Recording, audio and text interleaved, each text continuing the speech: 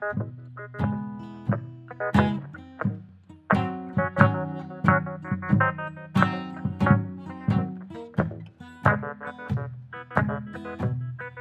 hey, hey! Bienvenue au podcast de la semaine! Qu'est-ce que tu regardes? Épisode 119. Oh, tabarouette! Tu sais ce que ça veut dire, ça, Benz? Ça veut dire quasiment 120. Exact. On s'approche du 120e. Puis je pense que c'est un méga épisode cette semaine, puisqu'on a deux nouveautés, plus une autre nouveauté qui n'est pas sortie encore, qui sort au mois d'août. Fait que Oui, ça va être une belle exclusivité qu'on a eue, c'est le fun. on est très exclusif cette semaine. Puis moi, j'ai des très très belles expériences en salle cette semaine. Je suis content Ah d'avoir oui. vécu ça puis d'en parler après ça. Fait que on y viendra. J'ai hâte d'entendre tout ça. Oui. Christy. Fait Je suis un que peu fatigué. Je me suis fait un 5 heures de cinoche hier. Fait que je suis prêt à vous jaser du Barbie Hammer. Barbenheimer, là. Ouais. Barbenheimer. Ouais. Mais là, on va commencer avec l'exclusivité qu'on a cette semaine, puisque j'ai eu la chance d'aller à la première de Les Chambres Rouges de Pascal Plante, qui sort le 11 août partout au Québec. Ouais. En tout cas, j'espère partout au Québec, parce que ça vaut vraiment la peine de le voir. Fait que j'espère que ce ne sera pas une J'espère sortie aussi. limitée, là. Puis Pascal Plante, as-tu déjà vu ses films un petit peu ou pas pantoute? Non, je pense que j'y vais aucun. Ok, puis ça, c'est son troisième long métrage. Avant ça, il a fait Nadia Butterfly, qui a été à Cannes l'année que Cannes Mhm. n'existait pas, là. C'est juste, Ouais. ils ont sélectionné des films et ils n'ont pas été projetés parce qu'il n'y avait pas de festival. À cause du COVID, là. Du COVID. Puis il a fait aussi Les Faux Tatouages, son premier long métrage, qui est genre un drame romantique un peu très Ouais. bien, très très le fun, avec peu de moyens, tu sais, avec mettons, un budget, Mhm. je sais pas c'est combien, mais tu sais, c'est Talent en vue qui appelle le programme de Téléfilm Canada. Fait que OK. c'est un budget assez restreint, mais ça paraît pas, puis c'est très très bien. Ces Ouais. deux films qu'il a fait avant, c'était très bien. Fait que là, moi, j'étais très intéressé de voir son prochain. Puis pour moi, Pascal Plante, c'est peut-être le meilleur réalisateur de sa génération, ou comme en ce moment au Québec, c'est peut-être le meilleur, là. OK. En termes de comment il filme, puis comment il a une belle voix à travers sa caméra, puis tout, c'est intéressant. Puis là aussi, tous ces films sont assez différents. Fait que là, j'étais curieux de voir qu'est-ce qu'il allait faire son prochain. Puis Les Chambres Rouges, dans le fond, c'est un genre de drame de cour judiciaire un petit peu. Puis ça se passe, au début, le procès commence, c'est un tueur en série qui faisait des Red Rooms, qu'il appelle, là, tu sais, c'est quoi un Red Rooms, non? Ben, tu me l'as expliqué un peu, mais je savais pas c'était quoi. Un Red Rooms, dans le fond, c'est sur le dark web. Il y a du Ouais. monde qui décapite des gens, puis qui vendent leurs vidéos pour faire comme de l'argent, puis des affaires comme ça, tu sais. Fait que là, le Hmm. gars, c'est Ludovic Chevalier qui s'est fait arrêter. Dans le fond, ça commence, t'es déjà dans la salle de cours, puis au début, t'as un gros plan séquence de 12 minutes, que c'est juste dans la salle de cours, puis c'est la procureure qui explique au jury les Hmm. procédures qui vont se passer dans les prochaines semaines, pendant le procès, puis tout. Puis c'est comme ça nous parle à nous-mêmes aussi pour voir à quoi qu'on va être confronté, tu sais. Parce que les vidéos, c'est comme un sujet très important. Puis tu sais, quand ils vont les présenter, les vidéos au jury, puis dans la salle, ben, on les voit pas de nous-mêmes. Ça, c'est une force parce que ça aurait pas été assez fort de le montrer visuellement. Sauf que le son est là, puis tu l'entends, puis tu l'imagines, puis c'est Ouais. tellement fort. Genre, en dedans de toi, c'est dégueulasse. Pour vrai, c'est horrible comment tu peux voir dans ta tête ce qui se passe, là. Puis c'est des jeunes filles de comme 16 à 13 ans qui se font décapiter, là, puis c'est dégueulasse, là. Ah. Puis dans le fond, à travers ce procès-là, toi, tu suis une protagoniste qui est jouée par Juliette Garnier-Pi, qui est comme une genre de hacker geek qui est obsédée par le tueur. Puis elle est juste à tous les jours dans la salle de cours pour voir ça, tu sais. Puis là, les parents des victimes sont pas contents, puis sont comme, hey, vous pourrissez notre existence, parce que c'est comme si vous glorifiez cet homme-là, puis tout. Mais au final, tu comprends pas vraiment pourquoi il est là, puis c'est quoi ses objectifs, mais elle est juste là dans la salle, puis c'est comme intriguant aussi de comme essayer de voir genre qu'est-ce qu'elle veut, cette fille-là, tu sais, pourquoi qu'elle C'est vient une voir ça, fan, pourquoi là, elle tripe tant que ça. comme tous les gros tueurs en série, ils ont toujours eu des fans vraiment creep, là. C'est ça, puis Tu sais, à qui leur travers écrit ça, des lettres en prison, ben, puis il y a un ça personnage part de là-dedans même. aussi qui est exactement ça, tu sais, puis qu'elle dit, hey, c'est pas vrai, il l'a pas tué, puis comme elle est amoureuse de lui un petit peu, mais c'est comme son acolyte. Le gars, Puis à un il est moment donné, filmé, tu sais, il le fait, tu sais. ben, il est filmé avec une cagoule, OK, tu sais. une cagoule, OK. Ça. C'est Mais tu sais, creep. je pense que selon les informations qu'on a, c'est très clair que c'est lui, mais elle a jamais vu les vidéos. Fait que, genre, elle est comme dans des illusions, puis elle dit c'est pas vrai, tu sais, c'est truqué, puis tout, là. Ouais. Ben, l'amour, hein. De l'amour, c'est ça. L'amour. L'amour Un moment rend donné, elle aveugle. vit une petite désillusion aussi, puis tout. Fait que j'en dis pas de plus, là.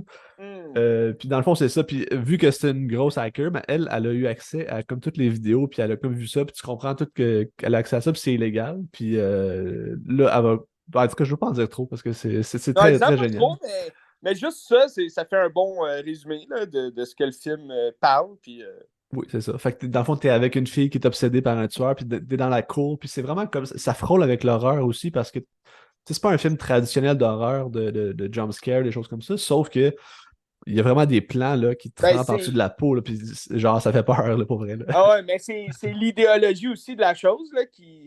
Ouais, Tu sais, justement, comme tu nous expliques, tu sais, c'est quoi les Red Rooms? C'est comme. Tu sais, c'est capoté parce qu'on a déjà vécu ça aussi au Québec, tu sais, Magnota, ouais. tu sais, c'est des affaires creep de même qu'on sait qui se passent en vrai. Fait que, rendu là, en regardant un film qui peut se passer pour de vrai, ben là, ça rend la chose encore plus creep, plus épeurante, là. Tu sais, le tueur aussi, c'est Maxwell, je sais pas trop c'est quoi son nom, Maxwell quelque chose, c'est un anglophone. Puis tout le OK? long dans le film, on le voit genre 4 fois à peu près, puis il parle pas. Il dit jamais un mot tout le long du film, sauf que il y a tellement de présence. Toutes les fois que tu le vois, il a l'air d'un psychopathe, là, puis genre, ça te donne la chair de poule, là. C'est extraordinaire comment il a filmé ça, tu sais. Qu'est-ce que Puis tu sais, après ça, il y avait des questions, puis il disait, tu sais, j'étais gêné de proposer ce rôle-là, parce qu'au final, c'est juste une décoration quasiment, ce bonhomme-là, tu sais. Ouais. Mais le gars, il a comme pris un défi, puis il s'est dit, ben, tu sais, m'a faire ça, puis tu sais, toutes les fois qu'il fait un petit geste, ben après ça, ben ça va. Tu sais, ça a comme une répercussion, puis tout le monde le regarde, parce que c'est un peu un fou, puis genre, il ressort de l'écran, puis c'est extraordinaire, tu sais, j'ai vraiment aimé ça. Hmm. Puis après ça, tu sais, par rapport aux autres films de Pascal Plante, ce qui est le fun, c'est qu'à chaque fois, il va chercher un style différent dans le genre, puis des affaires comme ça. Mais Ouais. tu reconnais toujours sa patte visuelle. Tu sais, j'allais dire c'est un film très lent, mais je dirais pas très lent, je dirais plus hypnotique. Parce que c'est Hmm. pas si lent que ça, c'est juste que ça te laisse bercer dans un genre d'ambiance, puis tu te laisse porter par ça, puis c'est comme si tu deviens scotché à ton siège par rapport à ce que tu regardes. Pas que c'est lent et que c'est dur à regarder, là. Ouais. Fait que, ouais, c'est ça. Ben, c'est Euh, intéressant. Le 11 août, j'espère 11 que ça août, sort partout. ouais, Parce que j'espère. c'est la même date que The Last Voyage of Demeter qui sort. Ah, ben allez voir Les Chambres Rouges. Fait que là, c'est deux genres de films complètement différents, Ouais. quand même capotés. Peut-être me faire un double cinoche cette journée-là. Checker ça. Oui. Puis, Mais ouais. je pense que je vais regarder ces deux films que tu me parles de lui, que j'ai jamais vus. Parce que je pense qu'ils sont tous les deux sur l'application Télé-Québec. C'est fort probable, ça se peut. Ouais, ouais. Ils Pas sont, sûr sont de ce très que je bons. dis, mais je pense que je les ai vus sur l'application Télé-Québec. Ben, c'est ça, c'est fort probable, puisque c'est des Ouais. films. Ben, c'est pas des gros films populaires non plus, là, fait que Non, ben tu sais, j'espère, sinon je sais pas, on les tu trouve où. m'avais pas mal parlé de Nadia Butterfly quand c'était sorti. Ça avait l'air très intéressant aussi. C'est sûr que ce film-là, il n'a pas joué partout non plus, fait que c'est un peu difficile de l'avoir vu, là, tu sais. Ah, puis il est sorti pendant la pandémie aussi, là, fait que ça, c'est un peu gênant. Aussi, ouais. Mais bon, Ouais. c'est ça. On fait ce qu'on peut. La pandémie est derrière nous. Ouais. C'est ça. Le cinéma continue, même s'il y a des grèves un peu partout.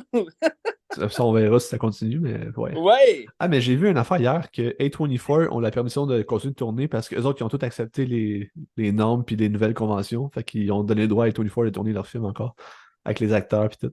Ah ouais. Ouais. Fait que c'est Fait juste que ça marche par studio, dans le fond.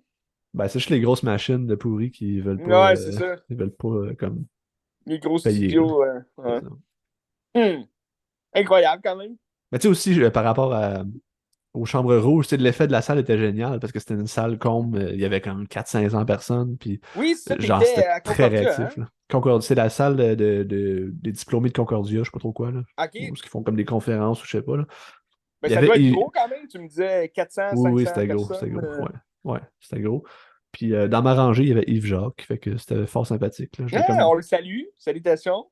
On l'a laissé passer dans la file d'attente pour rentrer, là. C'est hot, hein. Ah, c'est vrai, ouais. Ouais. Fait que, ouais. Christy, ça Fait fait qu'en la tout cas, job. checkez ça au mois d'août, là, ça vaut vraiment la Bien peine, sûr. ce film-là, tu sais. J'ai Ben, mis qu'est-ce que tu numéro un regardes dans était mon. là? Qu'est-ce que tu regardes Qu'est-ce que tu était regardais présent? là? Sur le tapis rouge, là. J'avais Pascal Plante 1 mètre devant moi, c'est quand même hot. Nice. Puis c'est Tu ça. ton micro? Tu as pas posé Non, des non, non, questions? non, non, non. OK. Non, je voulais pas te Next déranger, time. là. Ouais. Next time. Tu sais, dans mon top 2023, en sortant de la salle, je l'ai mis numéro 2. Puis Oui, c'est ça que tu me disais. finalement, rétroactivement, je l'ai mis numéro 1 parce que je me suis dit, ah ouais, ouais, c'était tellement bon, ça me reste en tête. Peut-être que ça va changer d'ici la fin de Oh, l'année, ouais. mais Ben, c'est sûr, des Spider-Man fois, est ça dur à battre. prend. Exact. C'est Mais tu ça. sais, des fois, ça prend un moment aussi pour réfléchir. Qu'est-ce qui était bon, qu'est-ce qui était pas bon.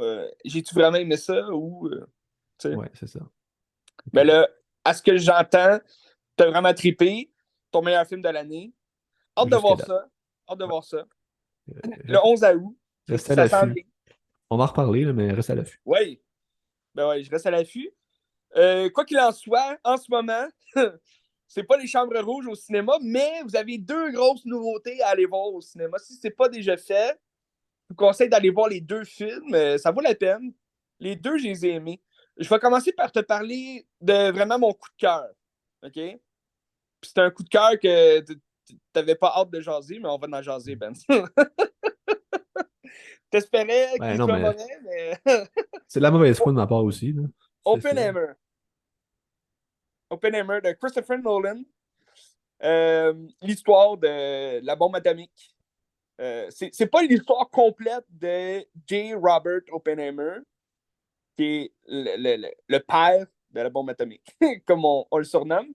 Mais c'est pas son histoire de sa jeunesse à sa mort et compagnie, mais on le suit tout le long du film selon ses études à l'université. Après ça, il devient prof. Là, il se fait embaucher par un général américain, joué par Matt Damon, pour inventer une bombe, dans le fond, une arme qui va décimer tous les nazis, parce que ça se passe en 1942. Fait que c'est pendant la Deuxième Guerre mondiale. Donc, ça raconte le processus de tous les inventeurs. Dans le fond, ils ont été chercher tous les scientifiques, les meilleurs scientifiques des États-Unis, puis au-delà aussi, là, en Europe et tout. Puis ils ont amené sur son ranch à lui. Oppenheimer avait un ranch au Nouveau-Mexique. Puis il a fait en sorte de créer une espèce de petite communauté, là, une petite ville, pour que les scientifiques acceptent de venir travailler là, pour amener ses familles, puis tu sais, comme toutes les familles des scientifiques, dans le fond, vivent là, tu sais, en communauté, puis puisque c'était quand même, ils appelaient ça le compartiment, là, il fallait pas que ça sorte de là, tu sais, parce qu'ils voulaient pas que ça sache que les États-Unis préparaient une arme gigantesque, là, dans le fond, pour décimer les nazis puis gagner la guerre. Puis en même temps, c'est comme une course aussi contre les Allemands, parce qu'eux aussi, ils inventaient une espèce de bombe. Fait que les deux camps inventent une bombe, puis là, c'est comme la course à la montre, à savoir qui va inventer la bombe en premier, tu sais. Mais là, l'affaire, ben, l'histoire, on la connaît quand même, parce que si vous êtes passionné d'histoire, vous savez qu'est-ce qui s'est passé, là, entre-temps. Mais c'est sûr que le, le, le but du film, le scénario principal, c'est pas tant une biopic là, historique. C'est pas tant de nous expliquer qu'est-ce qui s'est passé avec les nazis, qu'est-ce qui s'est passé pour Hiroshima après, parce que oui, la bombe atomique, c'est la bombe qui a décimé Hiroshima, Nagasaki. euh, Nagasaki, puis c'est une histoire qu'on a déjà entendue, déjà vue. C'est sûr que des milliers de personnes ne connaissent pas du tout l'histoire, là, qui vont aller voir ce film-là, puis ils vont dire ah oui, Hiroshima, c'est vrai. Puis là, dans le film, c'est pas ça le propos. Fait que tu vois pas de. Un peu comme toi, tu disais, les chambres rouges, tu vois pas l'image, mais tu comprends qu'est-ce qui se passe. À ce moment-là, dans le film, tu vois pas d'image, tu vas pas voir de meurtre ou d'image de corps brûlés et tout, comme on voit un peu dans Hiroshima, mon amour, que ça, c'était vraiment plus poignant, là. Tu allais un peu plus dans l'horreur de la chose, mais tu comprends qu'est-ce qui s'est passé, puis tu comprends les erreurs aussi qui ont été faites à cause de ces scientifiques-là, fait que tu rentres un peu plus dans l'histoire, dans l'émotion de la chose, là, par rapport à Oppenheimer, par rapport à lui, son sentiment, puis son espèce d'esprit scientifique qui combat toujours ces espèces de il peut pas comme réagir avec ses émotions, il faut qu'il pense comme un scientifique. Fait il y a comme une guerre en dedans de lui, on dirait, là, d'être un homme normal ou d'être un scientifique froid, puis qui il fait juste faire sa job, puis that's it. Fait que moi, j'ai vraiment, vraiment, vraiment aimé ça. Un film de 3 heures quand même, qui passe vraiment vite, que j'ai trouvé. Ça n'empêchait pas que je voyais beaucoup de monde aller aux toilettes puis revenir là, pendant le film. Fait que c'était un peu dérangeant des fois, mais le film, il est vraiment poignant. Moi, j'ai été omnibulé là, pendant 3 heures par le film. La coordination de tout ce qui se passe, les scènes. C'est pas tant au niveau de l'histoire. L'histoire, Tu sais, je pense que c'est comme c'est au second plan du film. Le film, je pense que qui, qui vient vraiment nous chercher en tant que spectateur, je pense que c'est la relation entre les personnages, les acteurs qui jouent leurs personnages. Je pense que c'est vraiment ça qui est intéressant aussi dans le film. Parce que tu vas voir tous les scientifiques, justement, amener leurs points. Puis oui, tu sais, c'est du paraître à Nolan. Là. Christopher Nolan, comme on le connaît, il va mettre du dialogue dans son film, mais du dialogue qu'on comprend rien. Parce que c'est du dialogue de scientifique. Puis là, il parle de la bombe, puis de tous les produits, qu'est-ce qui peut arriver, puis qu'est-ce qu'il va faire avec ça. Puis, c'est pas aussi compliqué que Tenet. On a déjà parlé de Tenet. Tout ce qu'il disait, personne ne comprenait. Puis, de toute façon, son film, personne ne l'a compris. Mais Oppenheimer, tu sais que c'est une histoire vraie. Donc, tu te rapproches un peu plus du réalisme de la chose. Tu sais que ce qu'ils disent, c'est vrai. Ou ça doit être vrai parce que c'est une histoire vraie. Mais c'est pas ça l'important. Tu cherches pas à aller chercher la compréhension de la bombe atomique. Tu vas juste aller chercher la compréhension, justement, du sujet, de l'univers, de cet univers-là, qui a fait en sorte que les scientifiques ont créé cette bombe-là.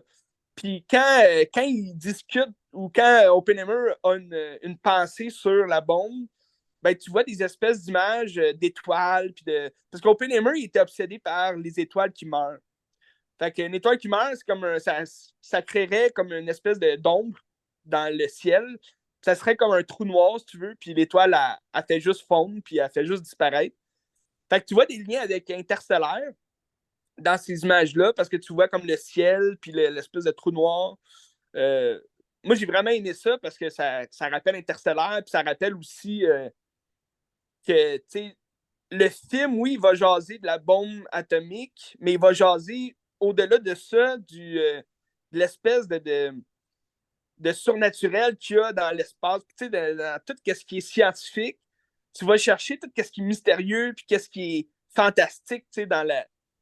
Tu sais, la bombe atomique, oui, c'est un arme meurtrière, là, mais, mais ça va au-delà de ça. Tu sais, quand tu vois des espèces d'explosions qui font dans le film, ben là, tu te rapproches vraiment du feu, puis en sachant que il n'y a rien de CGI, à ce qu'on nous a dit. Il n'y a rien de CGI dans le film. Fait que c'est d'autant plus spectaculaire quand tu vois des explosions, puis le son est écœurant, il est vraiment fort. Tu ressens vraiment comme l'espèce d'explosion vivante là, devant toi. Fait que moi, j'ai vraiment rentré dans cette histoire-là, j'ai vraiment rentré dans le film. Au niveau de l'histoire, c'est un film de 3 heures, mais il est séparé en deux. Vas-y donc, Ben, si tu avais une question. Ben, par rapport, mettons, à l'histoire et sa structure, tu sais, chez Nolan, on trouve souvent des artifices de temps que ça joue dans Oui. différentes périodes, puis c'est jamais très pertinent, je trouve, là, mais est-ce que tu trouves ça là où c'est plus en ligne droite? Puis, Oui. Ben, tu vois, moi, justement, j'avais pas aimé son film où il a joué le plus de fois avec le temps, qui est Dunkirk. Ce film-là, c'est une histoire complètement banale. Là. Ben, banale. C'est pas une histoire banale, mais je veux dire, il savait que son scénario, il était assez ordinaire. C'est l'histoire de Dunkirk, la guerre et tout. Fait qu'il a fait en sorte de compliquer la chose en nous proposant plusieurs scènes, plusieurs moments de cette histoire-là qui sont vraiment en désordre. Là. Tu vas voir le début après la fin, puis la fin après le début, puis là, à la fin, tout va se mettre ensemble, mais ça, c'est vraiment un artifice de merde. Parce que ben, selon moi, le film, je sais qu'il y a eu une grosse cote, là, mais mon opinion, c'est que je me suis vraiment emmerdé tout le long du film. Puis j'ai pas le goût de le revoir, ce film-là. J'essaye, là, je l'ai déjà revu, mais je trouve ça complètement plate puis ridicule comme comment il a fait ça parce que c'est juste des artifices. Tu vas comprendre l'histoire même si c'est de A à Z. Pourquoi tu mets de Z à A à B à C? Puis c'est le seul film que j'ai en tête qui a fait ça de même. Après ça, tu sais, Tenet, ben là, ben, c'est tu sais, juste ben, compliqué comme film. Là. mettons, il y C'est a vraiment. Memento qui est pas pareil, mais qui joue avec le temps d'une certaine façon Ouais, aussi, là. Memento aussi, il joue avec le temps. Rendu à Oppenheimer, il va jouer avec le temps selon, comme je disais, c'est un film de 3 heures. Tu vas suivre deux histoires parallèles, euh, deux histoires en rapport là, à Oppenheimer.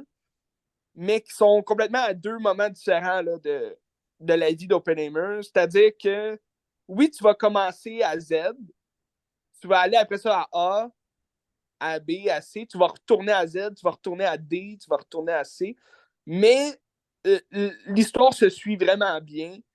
Puis c'est comme si l'histoire de Z racontait justement qu'est-ce qui allait se passer dans le A, le B. Tu sais, t'as Robert Downey Jr. qui joue Lewis Strauss, qui était un homme politique là, dans ces années-là. Lewis Strauss, excuse. Puis c'était un inventeur de chaussures. Les chaussures Lewis, là, je sais pas si ça dit quoi. Mais moi, je connaissais pas ce personnage-là. Puis c'est un personnage quand même important de l'histoire d'Oppenheimer parce que c'est ça, il a foutu un peu la merde partout. Puis lui, c'est l'histoire Z qui est. Ben, l'histoire Z, je dis l'histoire Z, là, mais c'est comme la deuxième histoire qu'on va suivre. Dans la dernière heure du film, c'est beaucoup plus son moment à lui, mais tu vas commencer le film avec lui, puis c'est comme il est dans une cour d'appel. Là, il est comme. Fait que c'est lui qui raconte l'histoire de ce qui va se passer en 1942, puis dans tout ça. Mais à ce moment-là, on est rendu dans les années 50. Là, c'est vraiment plus loin. Puis il va raconter sa première fois qu'il va rencontrer Oppenheimer en 1947 avec Einstein. Tu vois Einstein dans le film, c'est vraiment drôle, c'est vraiment bon. Puis, fait que, tu suis deux histoires parallèles, mais ça suit vraiment bien. Tu te perds pas dans tu te perds pas dans les scènes là, un peu mélangées, un peu bizarres. Puis tu as des dates, tu as certaines dates, fait que tu peux tu peux te rediriger, te retrouver là, dans le temps. Fait que c'est pas aussi compliqué que Dunkirk, admettons. Où ce que là, Dunkirk, t'es complètement perdu, t'as juste plusieurs personnages un peu partout, puis tu te demandes qu'est-ce qui se passe, puis t'as la grosse musique dans le fond qui fait juste comme la grosse bass là, qui fait juste dire OK, c'est stressant, fait que je dois être stressé, mais je comprends pas pourquoi, parce qu'ils font juste conduire un bateau, tu sais. Fait que Oppenheimer, t'as une Christie de bonne trame sonore. C'est un. T'as peu, c'est Je l'ai vu l'autre jour, je vais aller voir, là. Ouais, le musicien, il y a un nom bizarre, là. C'est plus Hans Zimmer. C'est-tu parce que c'est plus Warner? Ben, je pense que oui, parce que c'est un film de Universal. Fait que d'après moi, Hans Zimmer, il a peut-être été écarté, ou bien c'est lui qui a dit ah non, ben garde, cette fois-là, C'est je vais laisser Ludwig tomber un peu. Göransson. Oui, c'est ça. C'est un nom qui se prononce un peu bizarre, là, mais Il a fait je sais pas qu'est-ce qu'il a fait d'autre. Tenet, The Mandalorian, Black Panther, Ok. les deux. Mandalorian, c'était bon, ok. She-Hulk, Ah! Space Jam 2. Ok. Il y a quand même des espèces de films un peu bizarres. Mais Oppenheimer, en tout cas, c'est une très bonne trame sonore. Parce qu'il faisait beaucoup penser à Hans Zimmer dans la façon de... Fait que je pense que c'était peut-être aussi un prérequis là, pour Christopher Nolan, là, vu qu'il a pas mal toujours travaillé avec Hans Zimmer. Fait que d'après moi, peut-être qu'il voulait justement. En même temps, Hans Zimmer, à ce moment-là, peut-être qu'il faisait la trame sonore pour La La Land, Nuit ou peut-être. peut-être. En tout cas, pour Xavier Dolan. Mais bref, trame sonore très bonne, très poignante. Encore là, tu sais, comme dans tous les films de Christopher Nolan, tu as une trame sonore de derrière, vraiment, dans le fond, tout le long du film. Là.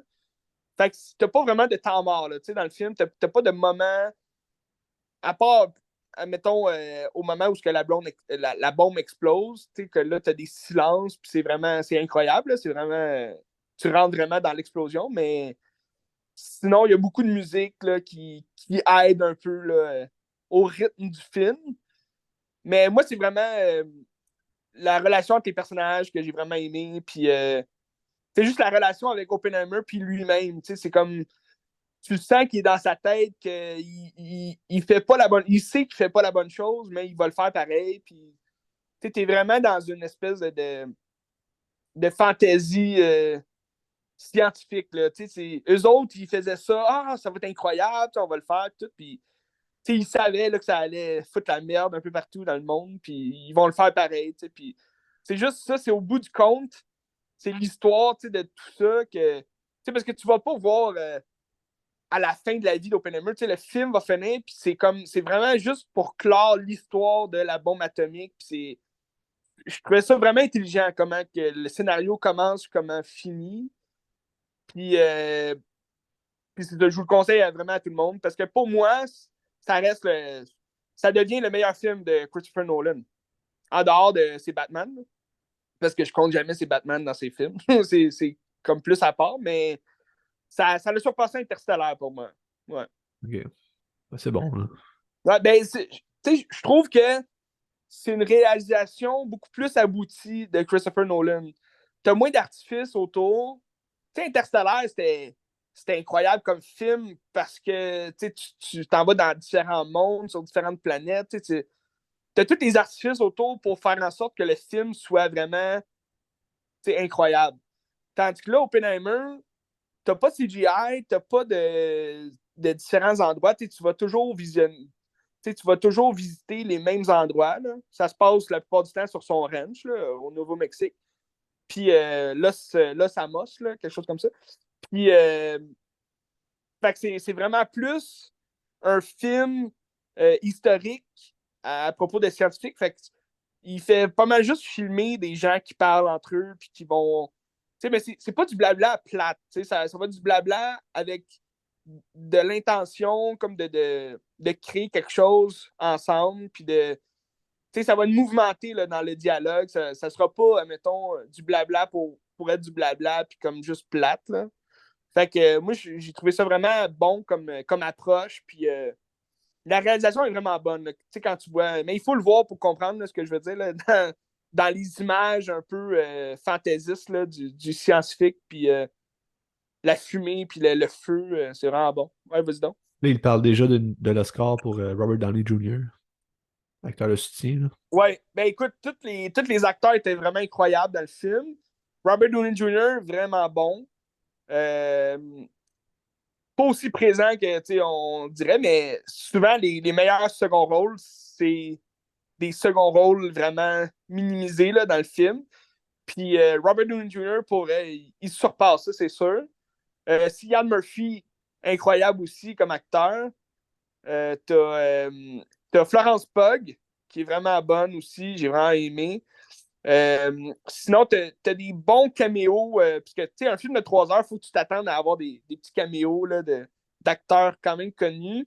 Je dirais pas qui joue quoi, qui, mais tu vas avoir des très bons caméos comme Gary Oldman, Casey Affleck. T'as une grosse gang d'acteurs qui se sont joints à cette équipe-là. Puis je pense que c'est juste pour du bon. T'sais. C'est pas des caméos qui vont changer vraiment le film, mais c'est le fun de voir, de reconnaître un acteur dans ce film-là que tu pensais pas qu'il allait être là parce qu'il n'est pas sur la tête d'affiche. Là, mais vraiment bon. Je le conseille à tous. Je te le conseille vivement. Je vais y aller, je vais y aller, là. Faut que tu lui donnes une chance. Faut que tu lui Ah ouais. donnes une chance. Christopher Nolan, regarde. Mais tu sais, Parce moi, que, c'est tu plus, sais, c'est plus de ouais, la vas-y mauvaise donc. foi de ma part, parce que, tu sais, c'est Je pas le nécessairement ces sais. films, c'est de la merde. C'est plus que je trouve que c'est des films overrated, puis que les gens, ils capotent, puis ils mettent ça sur un piédestal qu'ils devraient pas, là, tu sais. Parce que c'est pas si mauvais que ça, là. Il y en a des mauvais, mais il y Non, en a non. qui sont, tu sais, Interstellar, c'est très bon, là, tu sais. Oh, Interstellar, j'adore. Sinon, ben, moi, j'ai beaucoup aimé Inception dans l'idée de la chose. Là. Mais encore une fois, oui, ça va être de l'artifice, ça va être. Il y a beaucoup de scènes de plans au ralenti, puis là, t'es comme, OK, ouais, mais là, c'est long, tu sais. Puis le Prestige, moi, j'adore le Prestige. C'est vraiment mes 3 meilleurs films de Christopher Nolan, c'était vraiment ça, là. Interstellar, Inception, puis le Prestige, pour ce que le scénario proposait, tu sais. Mais là, avec Oppenheimer, c'est complètement autre chose, tu sais. T'arrives dans une histoire historique, que c'est le deuxième film, tu sais, qui fait basé sur une histoire vraie. Tu as Dunkirk. J'avais pas aimé la façon dont il a monté Dunkirk. C'était complètement ridicule. Mais Oppenheimer, j'ai vraiment adoré. Puis tu vois, les deux façons de faire, ils se ressemblent un peu, mais Oppenheimer, ça se suit vraiment mieux. Puis c'est beaucoup plus intelligent, je trouve, la manière dont c'est monté puis comment c'est fait. Ben, parce que qu'est-ce qui manquait à Dunkirk, c'était de l'émotion. Tu sais. Le fait d'avoir toute cette structure-là, ça enlevait l'attachement que tu as au personnage. Exact. Puis, tu sais, mettons, il y a un personnage qui meurt à Dunkirk, puis t'en as rien à foutre, parce que tu l'as pas développé, puis tu sais pas c'est qui, puis les gens sont Ouais. tristes, puis c'est je en sac, là, tu sais, ils meurent, là, tu sais. C'est pas pertinent. Ouais. Ben, Parce c'est que c'est parce pas que la tu te réalisation, tu demandes. sais, la réalisation était écœurante Ouais, dans Dunkirk, là, c'est une belle immersion pis tout, sauf que c'est fret, là, c'est fret, là. ouais. Mais c'est parce que t'as pas. Tu sais, c'est ça, comme je disais, tu t'as juste plusieurs scènes qui se passent, puis tu te demandes qu'est-ce qui va se passer, mais il se passe jamais rien, tu sais. À part justement des gens qui meurent, que tu te dis, OK, ouais, c'est triste, mais qu'est-ce qui se passe? Tu sais, à la fin, t'as Tom Hardy, que finalement c'était le pilote, puis tu l'as pas vu tout le long du film, puis à la fin, il enlève son masque de pilote, puis c'est lui, puis il est pogné, puis t'es comme, ah, c'est dommage, mais regarde. C'est ça qui est ça, tu sais. Mais une très belle réalisation, oui, mais c'est ça. Au niveau du scénario, il manquait un peu de coordination. Allez voir Oppenheimer, très bon film. Film de 3 heures. On se prépare quand même à le nouveau film de Martin Scorsese là, qui dure 3h26. Mais est-ce que c'est ton film numéro 1 de l'année à date? Plus que Spider-Man? C'est dur à dire, mes films de l'année. Là. J'ai pas encore fait ma liste, mais pour vrai, cette année, c'est une belle surprise. Très Ok. belle surprise. Mais Spider-Man aussi, c'était une très belle surprise. Puis j'ai bien aimé Dernière Mission Impossible aussi, là, que je vous ai parlé dans l'épisode précédent. Mission Impossible, très belle surprise aussi. Ben, je savais que ça allait être bon, tu sais. Oppenheimer, c'est que j'hésitais quand même, tu sais. Je voulais pas que ça devienne un nouveau Dunkirk, tu sais. C'est sûr que moi, un film de 3 heures, tu gagnes déjà mon respect là, quand tu fais un film de 3 heures. J'adore ça, les films longs. Mais il y a des films longs qui sont vraiment trop longs pour être longs puis plates. Puis j'espérais qu'Oppenheimer soit pas ça. Puis c'était pas le cas pour ma part. Là. J'ai vraiment aimé. C'était un très beau film de 3 heures. C'était écœurant. D'autant plus que je l'ai vu, là je fais un pont entre les deux nouveautés. Je l'ai vu après Barbie. J'ai été voir Barbie en premier, oui. Ce que je pensais pas, mais ça donnait mieux avec les horaires, tu sais. Puis Barbie, un petit film de 1h56, quelque chose comme ça, 2 heures, tu sais. Barbie, je m'attendais à rien, là, je dois te l'avouer. Là, ça m'intéressait pas tant comme film. Mais Parce avais-tu vu que, les autres films de Greta Gerwig? T'avais vu Little Woman? T'avais-tu vu Lady Bird? non, j'ai juste vu Little Woman. Ok. Puis, j'avais pas tant aimé. Tu sais, c'est une histoire que je connaissais déjà parce que j'ai vu les films d'avant. Là, tu sais, ça, c'était comme une reprise, là, Little Woman, mais Lady Bird, je l'ai pas vu. Est-ce que je vais le voir un jour? Possiblement, Ah, tu puis c'était sais. bon, Lady Bird, c'était très bon. Ouais, ben c'est ça. Tu sais, les critiques sont bonnes. Mais ça reste que c'est peut-être pas le genre de film qui vient me chercher non plus droit au cœur. C'est pas un des propos qui viennent me chercher. Euh, t'as Barbie qui m'intéressait zéro parce que l'annonce, je trouvais que ça avait l'air vraiment ordinaire comme film. Puis je pensais pas que ça venait justement en rapport avec moi. Là, je me voyais pas dans ce film-là. Donc je suis pas. Pas que je me voyais non plus dans le film d'Oppenheimer, la bombe atomique, mais c'est une histoire qui vient un peu plus me chercher. C'est une histoire que je trouve plus intéressante. Puis Barbie, ben, je suis vraiment allé pour les acteurs, parce que c'est des acteurs que j'adore. Margot Robbie, très bonne actrice. Ryan Gosling, je l'aime dans tout ce qu'il fait. T'as aussi Will Ferrell, qu'on voyait dans l'annonce, je me disais, Colin, Will Ferrell est toujours drôle, je vais aller voir ce film-là. Puis, comme de fait, j'ai trouvé l'histoire quand même assez plate, là, très ordinaire. Euh, mais quand même surprenante à un certain point. Tu sais, je veux rien spoiler, mais je m'attendais à un film qui reprend le même. Comment dire? Qui reprend le même scénario que Lego, le film, ou même la Matrice. Tous les films où est-ce qu'un personnage de fiction dans un monde qui pense être son monde réel se réveille un matin puis dit hey non, c'est pas le vrai monde. Puis là, il s'enfuit de ça. C'est comme une révélation, si on veut, là. La révélation de Jésus-Christ, là, en parenthèse. Fait que, ça se passe dans La Matrice, ça se passe dans Lego, le film. Ça se passe aussi dans Free Guy, plus Un Truman récemment, là, Show. dans Truman Show. C'est tous des films qui relatent le même genre de scénario. Puis je me disais, bon, OK, ça va faire la même chose avec Barbie. C'est effectivement la même chose, mais c'est pas exactement la même chose. Parce que Barbie comporte un univers où est-ce que c'est Barbie-Land. Puis Barbie-Land coexiste, si tu veux, avec le monde réel. Mais il n'y a comme aucune explication là, qui dit ça. Là. C'est juste, c'est comme si Mattel avait inventé ce monde-là, ce monde-là qui existe à l'envers du monde réel, puis là, il y a comme une porte magique là, pour se rendre. Mais c'est très fantaisiste comme film, tu sais, puis tout ce qui se passe. Fait, ça, c'est quand même bon. J'ai vraiment. J'ai aimé ça, voir ça, la fantaisie autour de Barbie Land, puis de tout ce qui. Tout ce qui existe, puis c'est incompréhensible, là, parce qu'il n'y a pas d'explication là, dans le film. Fait que ben, ça avait un lien, un rapport aussi là, avec le fait que tu vas suivre deux Barbies là, qui vont s'enfuir de là pour aller dans le monde réel. Dont Barbie puis Ken. T'sais. Dans le fond, tu vas suivre Ken puis Barbie. Parce que là, Barbie, ben là, je peux expliquer l'histoire, mais c'est complètement tout ce qu'on voit dans l'annonce. Là. Si vous avez vu l'annonce, c'est exactement le film. Là. C'est Barbie qui commence à être triste, puis elle a des émotions bizarres. Puis là, elle va se rendre compte que il faut. Ben, elle va aller voir une Barbie, là, comme devine. Puis la devin, elle va lui dire faut qu'elle aille dans le monde réel, aller chercher la petite fille qui joue avec elle, parce que c'est cette petite fille-là qui est triste, puis la rend triste, elle. Fait que là, Barbie, ça ne tente pas, mais elle va y aller pareil. Puis il y a Ken, son Ken à elle. Parce que là, il faut comprendre, c'est un monde de Barbie où est-ce que toutes les Barbies s'appellent Barbie, toutes les Ken s'appellent Ken. Fait que c'est quand même rigolo, c'est drôle. Puis sont toutes reliées ensemble. Là. Mais son Ken, c'est Ryan Gosling. Puis Ryan Gosling, en parenthèse, il vole le show. Pour vrai, c'est vraiment le.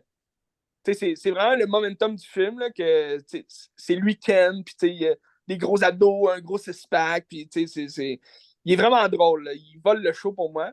Puis lui, il va la suivre parce qu'il est amoureux d'elle. Puis là, il essaye de se trouver lui aussi une raison un peu d'exister. Là. Fait qu'il va la suivre dans le monde réel, puis il va foutre la merde un peu parce que là, lui, dans le monde réel, il va voir comment les hommes sont. Puis là, c'est comme. Là, c'est une grosse opinion là, de ma part, là, mais moi, je suis zéro dans cette optique-là là, de l'idée du scénario. J'ai vraiment trouvé.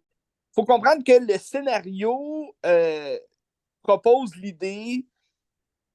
Ben, en fait, c'est vraiment un film. C'est un film parfait pour les femmes. Ça s'adresse vraiment aux femmes.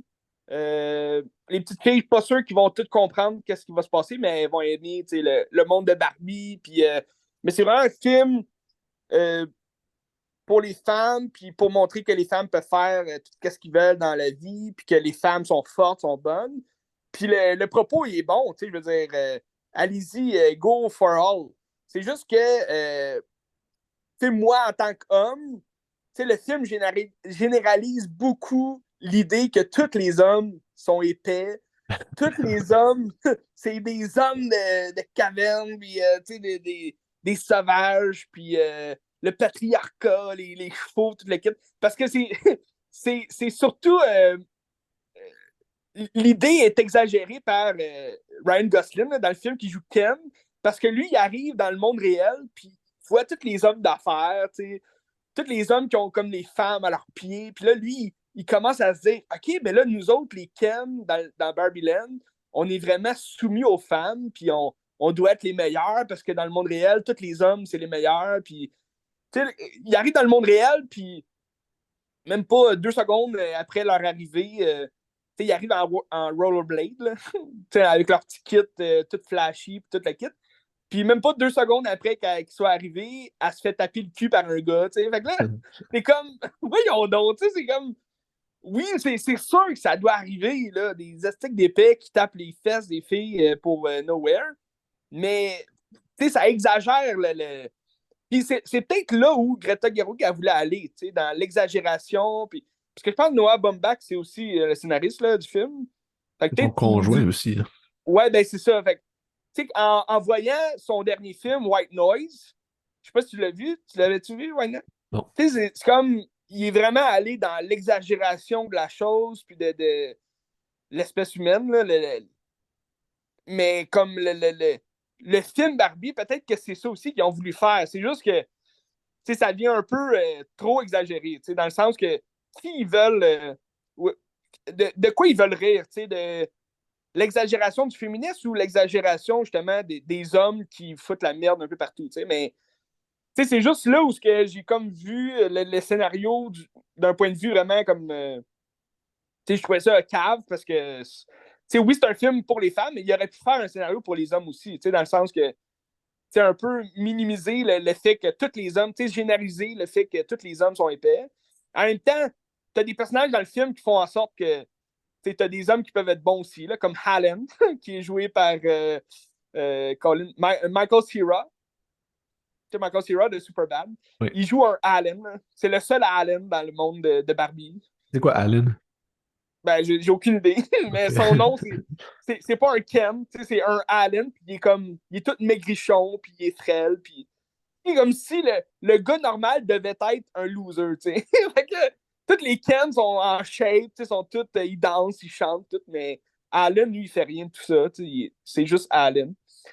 Fait que, ben c'est ça. Fait que, au niveau du scénario, je trouvais ça cave comme ça, là, mais puis c'est peut-être pour ça, c'est pas venu me chercher non plus, parce que le film s'adresse aux femmes. Je veux dire, à la fin, c'est comme une guerre entre les Barbie puis entre les Ken, là, parce que là, les Ken, Ryan Gosling, il va retourner à Barbieland, puis là, il va comme un peu délusionner toutes les Ken autour, le lavage de cerveau, puis tout, là, comme lui, il s'est fait faire dans le monde réel. Fait que là, toutes les Ken vont prendre le pouvoir de Barbieland, puis là, c'est comme une guerre des sexes, là, si tu veux. Ça va être les Barbie contre les Ken. Fait que c'est assez. C'est sympathique comme film. Là. Moi, j'ai trouvé ça vraiment drôle. T'as des très bonnes scènes comiques. Surtout avec Will Ferrell. Will Ferrell qui joue le grand président de Mattel. Puis il joue vraiment un Will Ferrell comme on le connaît. Là. C'est un épais là, du monde réel. Puis lui, tout ce qu'il veut, c'est remettre Barbie dans sa boîte. Puis la faire taire à jamais. Mais là, il joue le gars qui se soucie des femmes. Puis toute l'équipe. Puis, je pense que le film aurait gagné à critiquer un peu plus, parce qu'il y a quand même une critique là, qui est faite dans ce film-là de la Barbie originale. La Barbie qui était une fille blonde, toute maigre, en shape, qui donnait l'idée, excuse, je me suis fait, qui donnait l'idée aux jeunes filles que c'était ça la perfection. Puis Margot Robbie, ben, elle joue la Barbie. C'est quoi déjà? Le Barbie superficiel, là, quelque chose comme ça. Là. La Barbie parfaite, là, qui est comme blonde, en shape, tout à kit. Puis il critique un peu cette idée-là que les gros dirigeants de Mattel, qui est juste des hommes, c'est eux qui ont conçu la poupée parfaite des femmes. Puis tout. Puis là, ils font en sorte de faire des Barbies un peu de tout genre, toute race, qui font n'importe quoi dans la vie pour plaire aux filles du monde, mais qui s'en foutent carrément, dans le fond. Mais, je pense que ça aurait gagné le film à critiquer un peu plus ça, plus que de juste critiquer, la guerre là, entre les hommes et les femmes, ou peu importe, là, le féminisme et tout, là, mais le film va plaire à beaucoup de gens, puis, comme on le voit aussi, les critiques sont super bonnes aussi, puis, mais je pense que c'est un film qui va vite se faire oublier, dans le sens que c'est drôle pour un temps, mais le propos, c'est du déjà vu. Je pense que le film aurait pu être une grande révélation il y a quelques années, dans le sens que avant que le propos du féminisme soit vraiment apparu sur les écrans, ça aurait pu être bon. C'est juste que là, c'est vraiment c'est du remâchage. On a déjà entendu ça des milliers de fois. Puis est-ce que ça fait une différence? Possiblement. Ce film-là va faire une différence pour possiblement les petites filles, euh, les petits gars, même qu'aujourd'hui, c'est comme les genres et tout. Dans la société dans laquelle les jeunes grandissent, je pense que. Non, non, mais tu ris, mais je pense qu'ils ont une pensée différente aussi là, de nous, notre jeunesse, c'était pas ça. Euh, ben, c'est ça. Fait que. Il y a plus Moi aussi, là, d'ouverture. pardon. Il y a plus d'ouverture. Il y a plus d'ouverture, puis c'est pas que c'est un film pour enfants, là. Je pense que les enfants vont rien comprendre du derrière, le message derrière ça. Mais je pense qu'ils vont peut-être comprendre, ah oui, tous les hommes sont épais, oui, ils vont comprendre ça. Fait que c'est un peu, c'est un peu de mettre la femme sur un piédestal pour vraiment rabaisser l'homme. Ça, je trouve ça moyen quand même, là, comme avenue, là. C'est un peu ridicule, mais regarde c'était drôle pareil. Tu sais, Ryan Gosling qui vole carrément le show avec son Ken. Il est vraiment hilarant, il est drôle. Puis c'est ça. À la fin, tu as quand même une belle révélation là, sur les hommes. Tu sais, les hommes ont le droit de pleurer. T'as le droit de pleurer, là. Oui. Mais c'est ça. Mais je pense que c'est ça.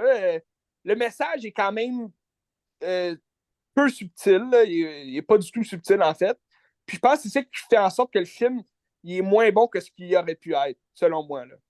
OK. Ben, tu sais, mettons, en comparaison avec un babysitter qui traite de thèmes un peu semblables, j'imagine. Ah, ben tu vois, Babysitter, c'était carrément autre chose, dans le sens que oui, t'allais au niveau fantaisiste, tu y allais, mais t'allais vraiment dans les thèmes beaucoup plus de style adulte. Tu prenais pas, mettons, en compte le monde de l'enfance pour aller essayer de chercher, pour aller essayer d'élucider un mystère, le mystère de la femme, des féministes et tout. Tandis que Babysitter, lui, il va venir plus chercher le côté humain puis le côté adulte de la chose, dans le sens que les deux camps peuvent être en contradiction.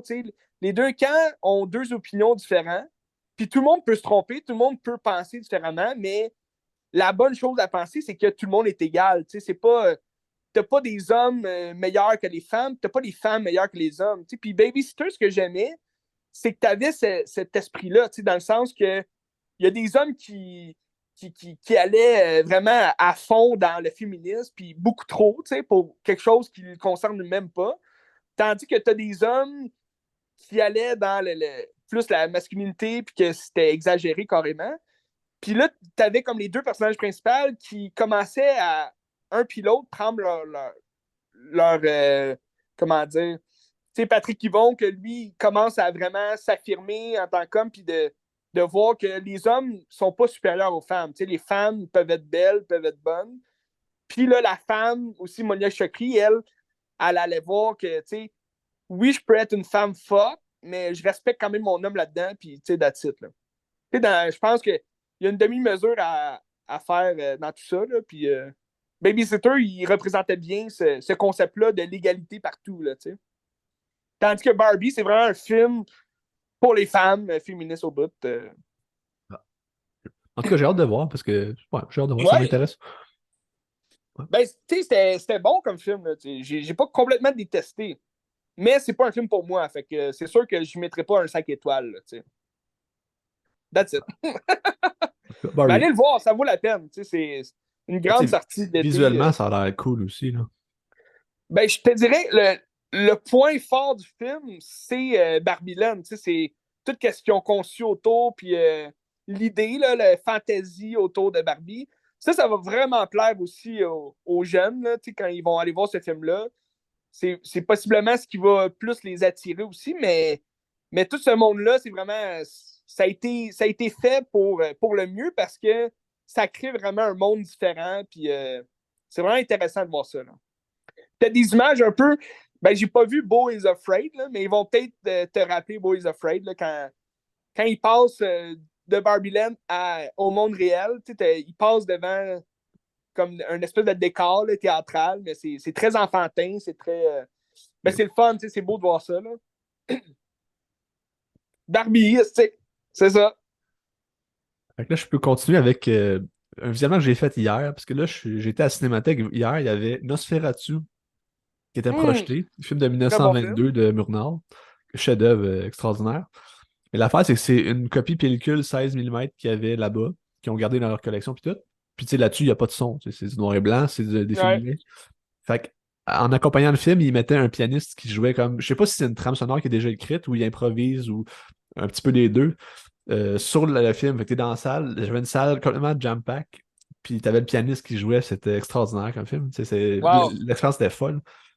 Euh, puis tu sais, c'est un film il y a 101 ans, le film. Fait que tu sais, si on en parle encore aujourd'hui, il y a des raisons, parce que c'est un chef-d'œuvre, puis c'est extraordinaire. Je trouve que ces films-là, c'est peut-être l'expression la plus pure du cinéma, parce que tu sais, c'est l'image qui parle, puis c'est raconté juste avec des cadrages, puis des affaires comme ça. Tu sais, c'est le même que Ouais. tu comprends l'histoire, puisqu'il n'y a pas de dialogue. Puis le Nosferatu, justement, c'est un des plus emblématiques aussi comment ça s'appelle, les Allemands, là? L'expressionnisme allemand. Pardon? Non, l'expressionnisme allemand des années, OK. genre, fin des années 10, début des années 20 peut-être, là, où c'était comme un Ouais. gros courant en Allemagne, où est-ce que c'était... il parlait un peu de la montée du nazisme à travers ça, puis de Mhm. manière comme... comment on dirait ça? avec des images, ils parlaient pas de ça directement, sauf que tu pouvais sentir ça dans la peur qu'ils mettaient dans leurs films aussi. Très stylisé aussi avec beaucoup Ouais. d'ombre, d'affaires comme ça. Puis dans le fond, C'était souvent Nosferatu. les gros yeux aussi, Ouais, le maquillage ouais, noir autour, pour accentuer l'ombre, ouais. l'ombre de la personne. Ça. Puis tu sais, des formes très pointues, puis très comme des couteaux un peu, là, ça fait peur. Ouais. Là. Puis dans le fond, Nosferatu, c'est l'histoire de. Ben, c'est adapté du roman de Bram Stoker de Dracula. Mhm. Euh, Puis dans le fond, c'est Anchor, ouais.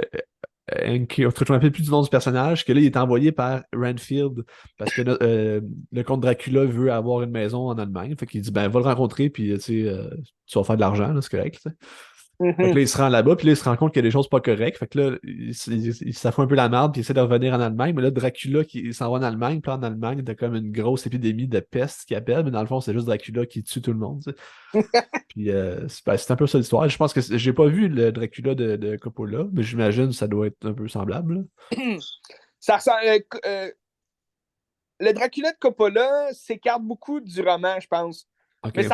ça ressemble pas mal là, quand même. C'est juste que le comte Dracula, il est déjà dans son château. Puis t'as Jonathan quelque chose un écrivain là, qui vient, il rendre visite comme pour écrire sur lui. Puis dans le Ok, fond, ouais, c'est ça. il va se faire pogner là, par ça. Puis Dracula, dans le fond, lui, tu découvres qu'il veut sa femme, sa fiancée à Ok. lui, Ben, c'est parce exactement qu'il ça. est amoureux d'elle. Parce que le gars, je te parle, Anchor, là, c'est Jonathan, son prénom. Ouais, Fait que, Jonathan c'est ça. Inker, c'est ça. C'est ça. OK. Fait que, ben, c'est ça, le Nosferatu. C'est sûr que tu sais, ça se trouve sûrement facilement sur YouTube, sauf que tu sais, vous Ouais. n'aurez jamais l'expérience que j'ai eue en salle. Mais Ah, c'est sûr. c'est juste que le film est extraordinaire, pour vrai. Ça dure 1h20, 1h30, là, puis Ouais, c'est pas genre, long. ça se coule vraiment bien. Puis même encore aujourd'hui, tu regardes ça, puis c'est vraiment le fun à regarder. C'est pas long. Tu sais, des fois, t'as des. Tu sais, mettons, je pense à Metropolis, que j'ai bien de la misère. Tu sais, c'est un grand film, Metropolis, mais Ah, je moi, trouve j'ai détesté. ça plate. Là. Ouais, non, mais tu comprends pourquoi que c'est important dans le cinéma, puis tout, mais je trouve ça vraiment Oui, plate. Là. c'est Mais, ça. mais celle-là, il est le fun à écouter, il s'écoute bien, là, tu sais. Ouais, mais Metropolis, c'est quoi? Un film de 4 heures, là? Non, non, c'est 2 heures, mais ça a l'air de Ah, 4 c'est heures, mais deux c'est heures? 2 heures. Ça paraît 4 heures, c'est. Ouais. Mais tu sais, c'est futuriste, c'est génial, là, tu sais, mais c'est vraiment très long, puis je trouve ça vraiment plate. Là. J'ai détesté. Regardez pas ça, c'est. Non, regardez-là pour l'histoire, pour l'importance qu'elle a dans l'histoire du cinéma. Là. Tu sais, c'est un film de 1927, aussi Metropolis, c'est un petit peu Ouais. après. Là. Mais Mais tu sais, non, mais Nosferatu, c'est bon. Là, tu sais. c'est ça. Ouais. Mais la différence qu'il y a avec Metropolis, c'est que je pense Metropolis a amené des idées nouvelles, tu sais, dans le cinéma muet, puis de. Tu sais, Ouais. c'était complètement autre chose, mais t'es plus dans l'expressionnisme allemand non plus, là. Tu sais, t'es complètement ailleurs, là. Ah, peut-être, peut-être. Je suis pas sûr, mais peut-être. Mais aussi, le Nosferatu, il est joué par Max Schreck, qui est un grand acteur allemand aussi, qui est extraordinaire dans le film. Puis, Ouais. tu sais, Max Schreck, c'est pas le nom de Christopher Walken dans Batman Returns, ça? Euh, Il me semble que oui, mais Batman Returns. Ouais, ben, ça me dit de quoi, là? C'est Max Schreck. attends, je vais aller voir. Mais il me semble que c'est ça Il y a son un nom. Mais, blanc, mais, là, mais peut-être, hein. mais justement, tu sais, l'esthétique de Batman Returns puis l'esthétique de Burton vient souvent Ah, de, oui. l'expression allemand aussi. Fait que c'est comme un bel hommage qu'il a fait. Ça Attends, je vient vais aller voir si chercher, c'est ouais. lui pour vrai. Batman Returns. Euh, Max Schreck, c'est ça, c'est son nom. Ouais. Ouais. Pas écrit pareil, là, mais Max Schreck. Fait que, un beau petit clin d'œil de Tim Burton, sympathique, là, tu sais. Christine, toujours là. Fidèle Fait au que, en tout poste. cas, c'est un film important, Nosferatu. Checkez ça si ça vous tente sur YouTube, là, mais c'est hot. T'as fait la job. C'est sûr c'est ça, on pourrait jouer du piano en même temps. Peut-être que. Ben, j'imagine sur YouTube, il y a une trame sonore qui vient avec, sauf que, tu sais, avoir le piano joué live dans la salle, c'était vraiment exceptionnel. Non, Puis ça, c'est un grand j'imagine. pianiste, ça, c'était le fun. Là. C'était Guillaume Ben, Martineau, je pense, ça, c'était comme un spécialiste des films muets. Là. Fait ok. que, Ben, c'est comme tous tu sais, les grands films là, qui remettent à la place des arts. Là. T'as comme Le Seigneur des Anneaux, ouais, un Harry Potter, puis c'est avec l'orchestre, ouais, là, symphonie, les ça doit être Star hot, là. Wars. Ça Ouais, doit être incroyable, là, ça. ouais, T'as un peu vécu ça, là, avec Nosferatu. un peu. Puis, tu sais, j'étais allé voir Fait après ça Nightmare on Elm Street aussi, qui était tu sais, une salle comble, c'était quand même le fun. Là. Il y avait des ah ouais, imbéciles qui j'imagine. faisaient du bruit, c'était un peu gossant, là, mais Ah. ben, une belle expérience pareil. Tu sais. C'est le fun, Cinémathèque. Allez voir à Cinémathèque. Ben, sur un grand écran, c'était écœurant. Ouais. Tu sais, là, t'as vu Nosferatu 922, mais t'es-tu hype pour voir le Roger Egger Ah, ou toujours, ben Robert. Robert, C'est toujours je me trompe Roger, toujours. là, Robert Eggers. Roger. Ben, Ben, très, je très, trouve ça. très. Je trouve que ça se dit mieux, Roger Eger. Là, tu parles-tu de Roger Ebert, qui était un critique de film Ouais, jadis? Là? ouais, je Ouais, me ouais. trompe toujours entre les deux. Robert Eggers, ben Robert, oui, très, Robert, très, très, parce que ben, j'aime vraiment ce qu'il fait que ça va être ouais. intéressant. Je pense que ça fait Moi, des années qu'il voulait faire ça, puis trouver le financement, c'était peut-être un peu difficile, puis finalement, il l'a eu. Je sais ouais. pas qui c'est qui va jouer dedans. C'est-tu, y a-tu Willem Dafoe qui joue dedans? T'as Willem Dafoe, il a un rôle. Je sais pas qui va jouer. Mais sinon, c'est Ah, Bill Skarsgård qui joue Nosferatu, c'est Bill vrai, oui, oui. Skarsgård qui va jouer Nosferatu. Puis t'as Lily Deprose qui va jouer. Quoi, c'est Oh. Marianne, son nom, je pense? Hélène Hutter. En tout cas, c'est Hélène marqué ça Hutter. ici. Thomas Hutter, c'est Nicholas Hoult. Ouais, Nicolas Hoult. Puis t'as aussi Aaron Taylor Johnson, je pense, qui joue dedans. Je me trompe pas. Oui, il va jouer Friedrich, je sais pas trop quoi, c'est pas, je vois pas son nom de Friedrich famille. Reich. Friedrich Reich. J'ai aucune idée. Mais en En tout cas, voyant. Moi, je suis quand même très intrigué, parce qu'en voyant son Lighthouse à Robert Eger, t'as une belle idée de où il va aller là, avec Nosferatu. Là. J'ai vraiment hâte parce que The Lighthouse, c'est ben, vraiment un film à voir là, si ça vous intéresse, là, les films de monstres ou en noir et blanc. Un mais peu de l'expressionniste c'est allemand qu'il aussi. va Là. chercher, ouais, c'est exactement, c'est qu'il va chercher le style de caméra de l'époque aussi, puis Ouais, une esthétique, mettons de Lighthouse, c'est une esthétique des années, quoi, 20 à peu près, là. ouais, à peu près. Même si ça se passe avant ça, l'histoire. Mais il va chercher des caméras et les lentilles pour faire ça aussi, fait que c'est vraiment Ouais, c'est un intéressant, peu puis ça donne un différent. fini génial, là. Ouais. En tout cas, c'est ça. Très bon film. Que si, j'irais complètement ailleurs que dans ton expressionniste allemand. Mais aller. J'ai regardé des films en lien avec Barbie un peu là, pour me dire ah, ça va peut-être être bon. Puis je suis allé voir des films, dont un que j'avais déjà vu là, plus jeune. C'est un film de 1995, Un Indien dans le placard. Je sais pas si tu as déjà vu ça. C'est quoi? C'est l'histoire d'un jeune garçon qui, qui reçoit à son anniversaire une petite armoire. Là. C'est comme un petit placard là, de rangement. Puis là, il va recevoir aussi une figurine d'un Indien, là, de son meilleur ami. Puis là, il va mettre cet Indien-là dans le placard, puis ça, il prend des clés pour barrer le placard. Puis tout. Fait que là, sa mère, elle lui donne une clé. C'est un enfant de, même pas 10 ans. Là. Fait que, il y a une jeune mentalité. Puis là, il barre l'Indien dans son placard. Puis le lendemain, quand il rouvre son placard, ben là, il voit que l'Indien, il est vivant. Fait que là, c'est comme un armoire magique, si tu veux, qui va rendre vivant tous ses jouets. Puis là, il va comme se familiariser avec l'Indien. Puis l'Indien, il va comme dire ah, je vis en 1800 puis ça me prend du feu, ça me prend. Je suis un Indien grisseur. Puis, mais c'est un film quand même ordinaire. Là, c'est pas. Ça retrouve beaucoup les films des années 90 là, pour jeunes. Là, t'as beaucoup d'éléments là, des 19s pour les jeunes de cette époque-là. Fait que c'était quand même bon de se replonger dans cet univers-là, mais le film, il est plate, là, il se passe pas grand-chose. Tu un Indien, il parle à l'Indien, puis là, il essaie de le cacher aussi là, à ses parents, à ses frères, mais il va le montrer à son meilleur ami, puis son meilleur ami, il va vouloir avoir un cowboy vivant. Fait que là, ils vont mettre un cowboy, puis là, t'as un cowboy avec son cheval, mais tu sais, ils sont miniatures, là. Tu sais, t'as une bonne scène où est-ce que il met tous ses jouets qu'il aime, là, ses jouets préférés, dans l'armoire. Puis là, en l'ouvrant, ben là, tous ses jouets se battent là, entre elles. Puis tu sais, t'as Dark Vader là, avec son sable laser, puis il tue des cowboys là, qui tirent partout. Fait que tu sais, ça aurait pu être intéressant si justement il y aurait eu une guerre de jouets ou je sais pas quoi. Une espèce de Toy Story, mais en live. Là. Ouais, Ça c'est aurait ça pu être j'allais dire. intéressant.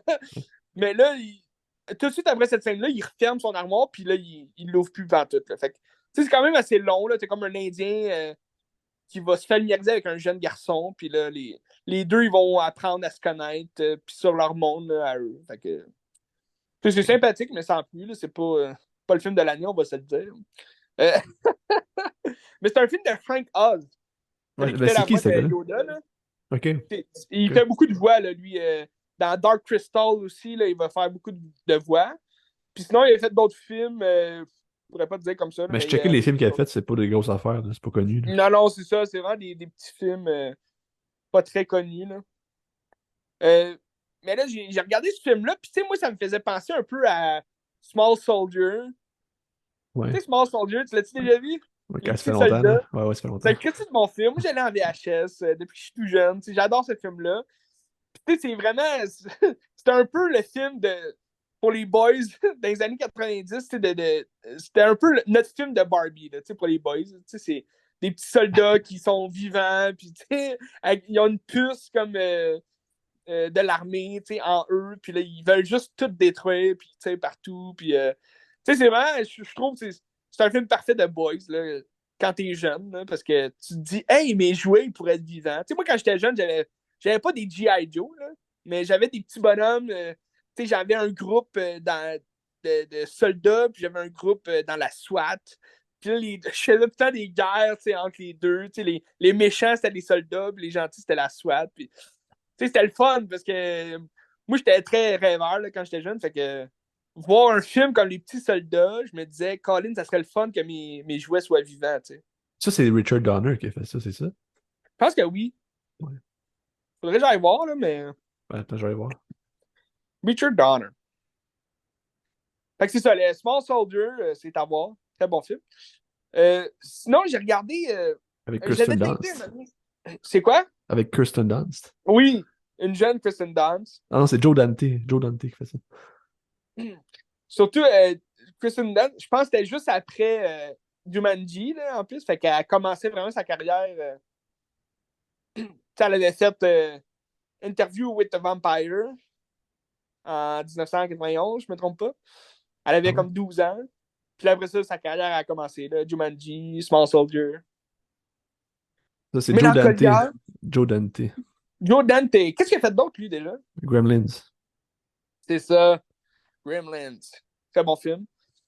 Fait que, c'est ça. Puis là, à la télé, il jouait un film il y a quelques mois. Là, ça fait vraiment longtemps. Je l'avais tapé parce que je l'avais jamais vu. Puis c'est un film qui. Je l'attendais justement que Barbie sorte là, pour un peu les relier les deux parce que c'est ça. C'est un film qui peut se ressembler un peu, là, mais c'est Welcome to Marwen. Oui, de Zemeckis, hein, ouais. Ouais, Ça a l'air de pas bon. Robert Zemeckis. Pardon? Ça a l'air pas bon. Ça, ça avait pas l'air bon. C'est pour ça que j'avais pris été le voir au cinéma. Là, ça avait l'air quand même plate. C'est sorti, je pense, aussi pendant le COVID. Là. Fait que c'est un film avec Steve Carell. Je pense que c'est basé sur une histoire vraie. Là. Pas sûr, là, mais il me semble que c'était à la fin, t'as comme des petites écritures là, qui disent ce qui s'est passé en vrai. Mais c'est l'histoire d'un un bonhomme dans un petit village qui, lui, il fait des maquettes là, avec des poupées. Puis il est photographe, là, dans le fond. Il photographie ses poupées. Puis il crée des histoires là, à travers ça. Fait que c'est comme l'artiste du village, tu veux. Le plus grand artiste connu là, de ce village-là. Puis il fait des expositions de ses photos. Dans le fond, ses histoires, c'est toujours autour d'un général d'armée qui s'appelle Huggy, que lui, il combat les nazis, puis il est aidé d'un groupe de femmes soldats. Puis c'est comme les femmes qui imaginent. Tu sais, dans le fond, l'histoire, dans le film, tu vas voir l'histoire qu'il va imaginer en posant les photos. Fait que là, tu vois les poupées vivantes, puis tu sais, c'est pas très bien fait, là. C'est vraiment. Le CGI est mauvais, là. Parce que t'as les visages en poupée. T'as comme les visages sans vie, là, des acteurs qui vont interpréter les poupées, mais tu sais, c'est weird, là, comment c'est fait. C'est un peu bizarre. Puis l'histoire mène un peu à rien. Là. T'as comme... Parce que c'est l'histoire de sa mentalité à lui. Puis là, t'apprends à travers le film qu'il est un peu devenu débile là, parce que il s'est fait battre dans un bar à un moment donné. Puis c'est comme un fétichiste de pieds. Là. Il adore les talons hauts de femmes. Puis il les collectionne. Fait que ce gars-là, il est comme. C'est comme s'il les portait aussi. Là. Il adore les porter. Puis tout. Fait que là, il se serait fait battre à cause de ça. Puis là, il y a comme une cicatrice dans le face. Puis là, tu sais pas trop, y a-tu déjà fait l'armée ou non? Ça a l'air que oui, mais là, on dirait que c'est juste parce que dans son monde à lui, il s'interprète lui comme le général, là, Huggy, là, de sa poupée.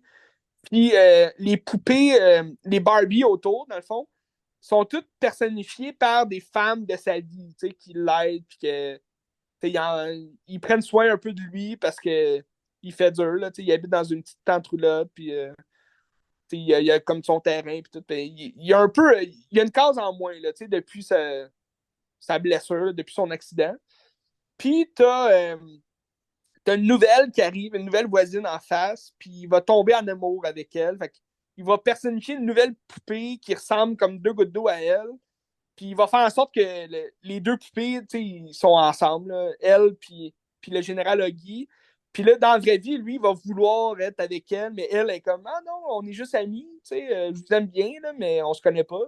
Puis fait que là, c'est un peu comme un drame romantique. Là, dans le fond, il va essayer d'être en amour avec elle, mais elle veut pas. Puis là, c'est comme il retourne dans son passé parce qu'en même temps, t'as comme le procès de ses agresseurs qui sont, puis lui, il est dans l'espèce de dépression, là, comment qu'on appelle, la peur là, de voir ses agresseurs encore. Là, fait que c'est très lourd là, comme film. T'as comme plusieurs émotions à la fois, mais c'est plate en même temps parce que t'as aucune histoire. T'as juste l'histoire de ces poupées qui traînent tout le temps partout avec lui. Fait que c'était un peu bizarre comme film. J'ai pas tant aimé. Je le conseille pas vraiment, en fait. Là. C'est pas un film connu non plus. Je sais même pas où trouver ça. T'sais, moi, je l'ai vu à la télé, parce que ça jouait à la télé, mais je sais pas où est-ce qu'il y aurait ça. Là, Fait on fait peut que se ça revenir à t'intéresse-tu? du vieux Zemeckis, là, tu sais. Ah, Parce oui. que, c'est ça. Dans le fond, oui. En tout cas, les derniers Zemeckis, ils m'ont vraiment déçu. T'sais, Pinocchio, c'était nul à chier. T'as ça qui. Ça veut rien dire. C'est pas tellement bon. Steve Carell, il joue bien son rôle, mais c'est une histoire qui mène complètement nulle part. Fait que c'est très plate là, comme film. Puis, t'as. Un de ses derniers, c'était The Walk, là. La Ouais, mais marche. Mathieu, il a fait Les Sorcières récemment, depuis une couple d'années, là. The Witch ou je sais pas trop quoi, là. The Witch of Eastwick. Je me souviens plus. C'est comme trois sorcières, là. Ça a l'air d'un film un peu enfantin, là. Ok, ouais, ben c'est ça, mais je pense. Ah, le Hocus Pocus. Ok, C'est lui qui a fait ça? c'est ça. Attends un peu, je me souviens plus. Ah, non, non, ok, non. Tu parles de Witchers, Ouais, la sorcière, là, la méchante, là, avec Anna Hathaway, là. je Ouais, ça, je pense. pense que c'est un remake. C'est un remake d'un vieux film. Puis ça a pas donné. Je l'ai pas vu, là, mais je pense que ça a été pourri aussi, là. Que c'est sorti pendant le COVID aussi. Fait que ça.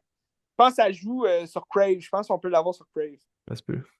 Parce que c'est un film de HBO. Ok. Je pense que c'est HBO Max qui l'a sorti. Puis, ouais. Non, mais c'est ça. Dans les dernières années, il a perdu un peu la main, là, on va se le dire. The Walk, je pense que c'est sorti en 2015, 2014, 2015. C'est une histoire très intéressante, mais moi, j'ai trouvé ça plate quand même là, comme film. Là, c'est le funambule là, qui a fait entre les deux tours, là, le World Trade Center.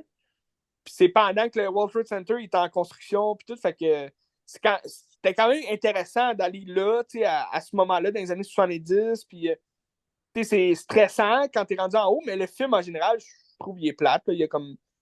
Il y a aucun beat, là, c'est vraiment assez long, puis... C'est l'histoire d'un gars qui a marché entre les deux tours sur un film. Ouais, Ben, comme, c'est pas pertinent. C'est pourquoi. non, mais c'est comme... C'est comme je sais pas, pendant le film, tu vois comme l'élaboration de son plan, puis c'est comme ça devient son but là, dans sa vie, de marcher entre les deux tours. Puis, c'est juste Ok. pour faire quelque chose d'incroyable, là, mais le gars, il aurait pu mourir, puis that's it, là, mais c'est c'est ça que je t'ai dit. L'histoire est pas est intéressante, mais je veux dire, il n'y a rien d'incroyable dans le film, dans le sens que c'est filmé vraiment aux Zemeckis, là. Il y a du CGI au bout dedans, puis c'est comme. Ouais, ok. Les 30 dernières minutes sont intéressantes, mais sinon, le film, il est plat. Là. Mais bref, Welcome to Marwen. C'est ça, je me suis vraiment emmerdé. C'était pas. Mais ça ressemble, tu sais, c'était dans le monde un peu de Barbie, parce que tu voyais des petites Barbies, c'était le fun. Ouais. Les femmes en Barbie étaient le fun, tu sais, parce que ils ont toutes comme leur genre là, différent là, de femmes soldats. Puis, c'était le fun de les voir mitrailler des nazis au bout. Puis, c'était violent là, quand c'était en poupée. Là. C'était des scènes quand même assez violentes, mais le film en soi, il est plate, là, il est vraiment ridicule. C'est ça. Dommage. C'est C'est dommage. dommage. Là, je parlais avec un autre film aussi. J'ai regardé. Parce que là, j'ai tombé sur le mémoire de maîtrise de Guillaume. Guillaume Dupuis, OK. notre prof de cégep. Qui Ouais. parlait de. Il a fait un mémoire sur John Cassavetes. OK. On a vu certains films au cégep. Moi, j'en ai vu une couple dans mon parcours scolaire. Puis Ouais. c'est Moi toujours aussi. intéressant. Fait que là, je me suis dit, je vais en regarder pour pouvoir continuer ma lecture, pour être comme plus dans le sujet.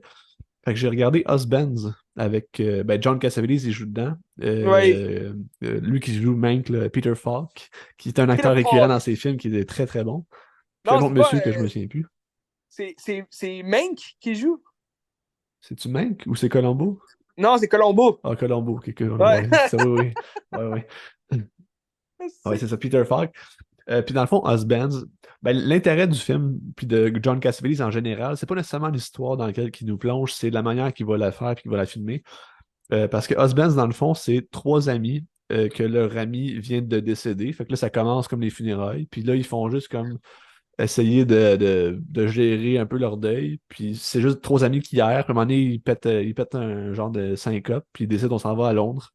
Fait qu'ils laissent toute leur vie de famille puis leur job là pour aller à Londres pendant comme 2 jours. Ils essaient de se poigner des femmes, puis là, ils se rendent compte que hey, finalement, ça marche pas de même. Puis ils reviennent à leur vie, mais là, est-ce que leur vie est correcte ou pas? Puis est-ce que c'est Hmm. la bonne chose à faire de péter une syrup de même, puis d'essayer de vivre le moment? C'est quoi le vivre le moment pour vrai, par rapport à la Ouais. mort?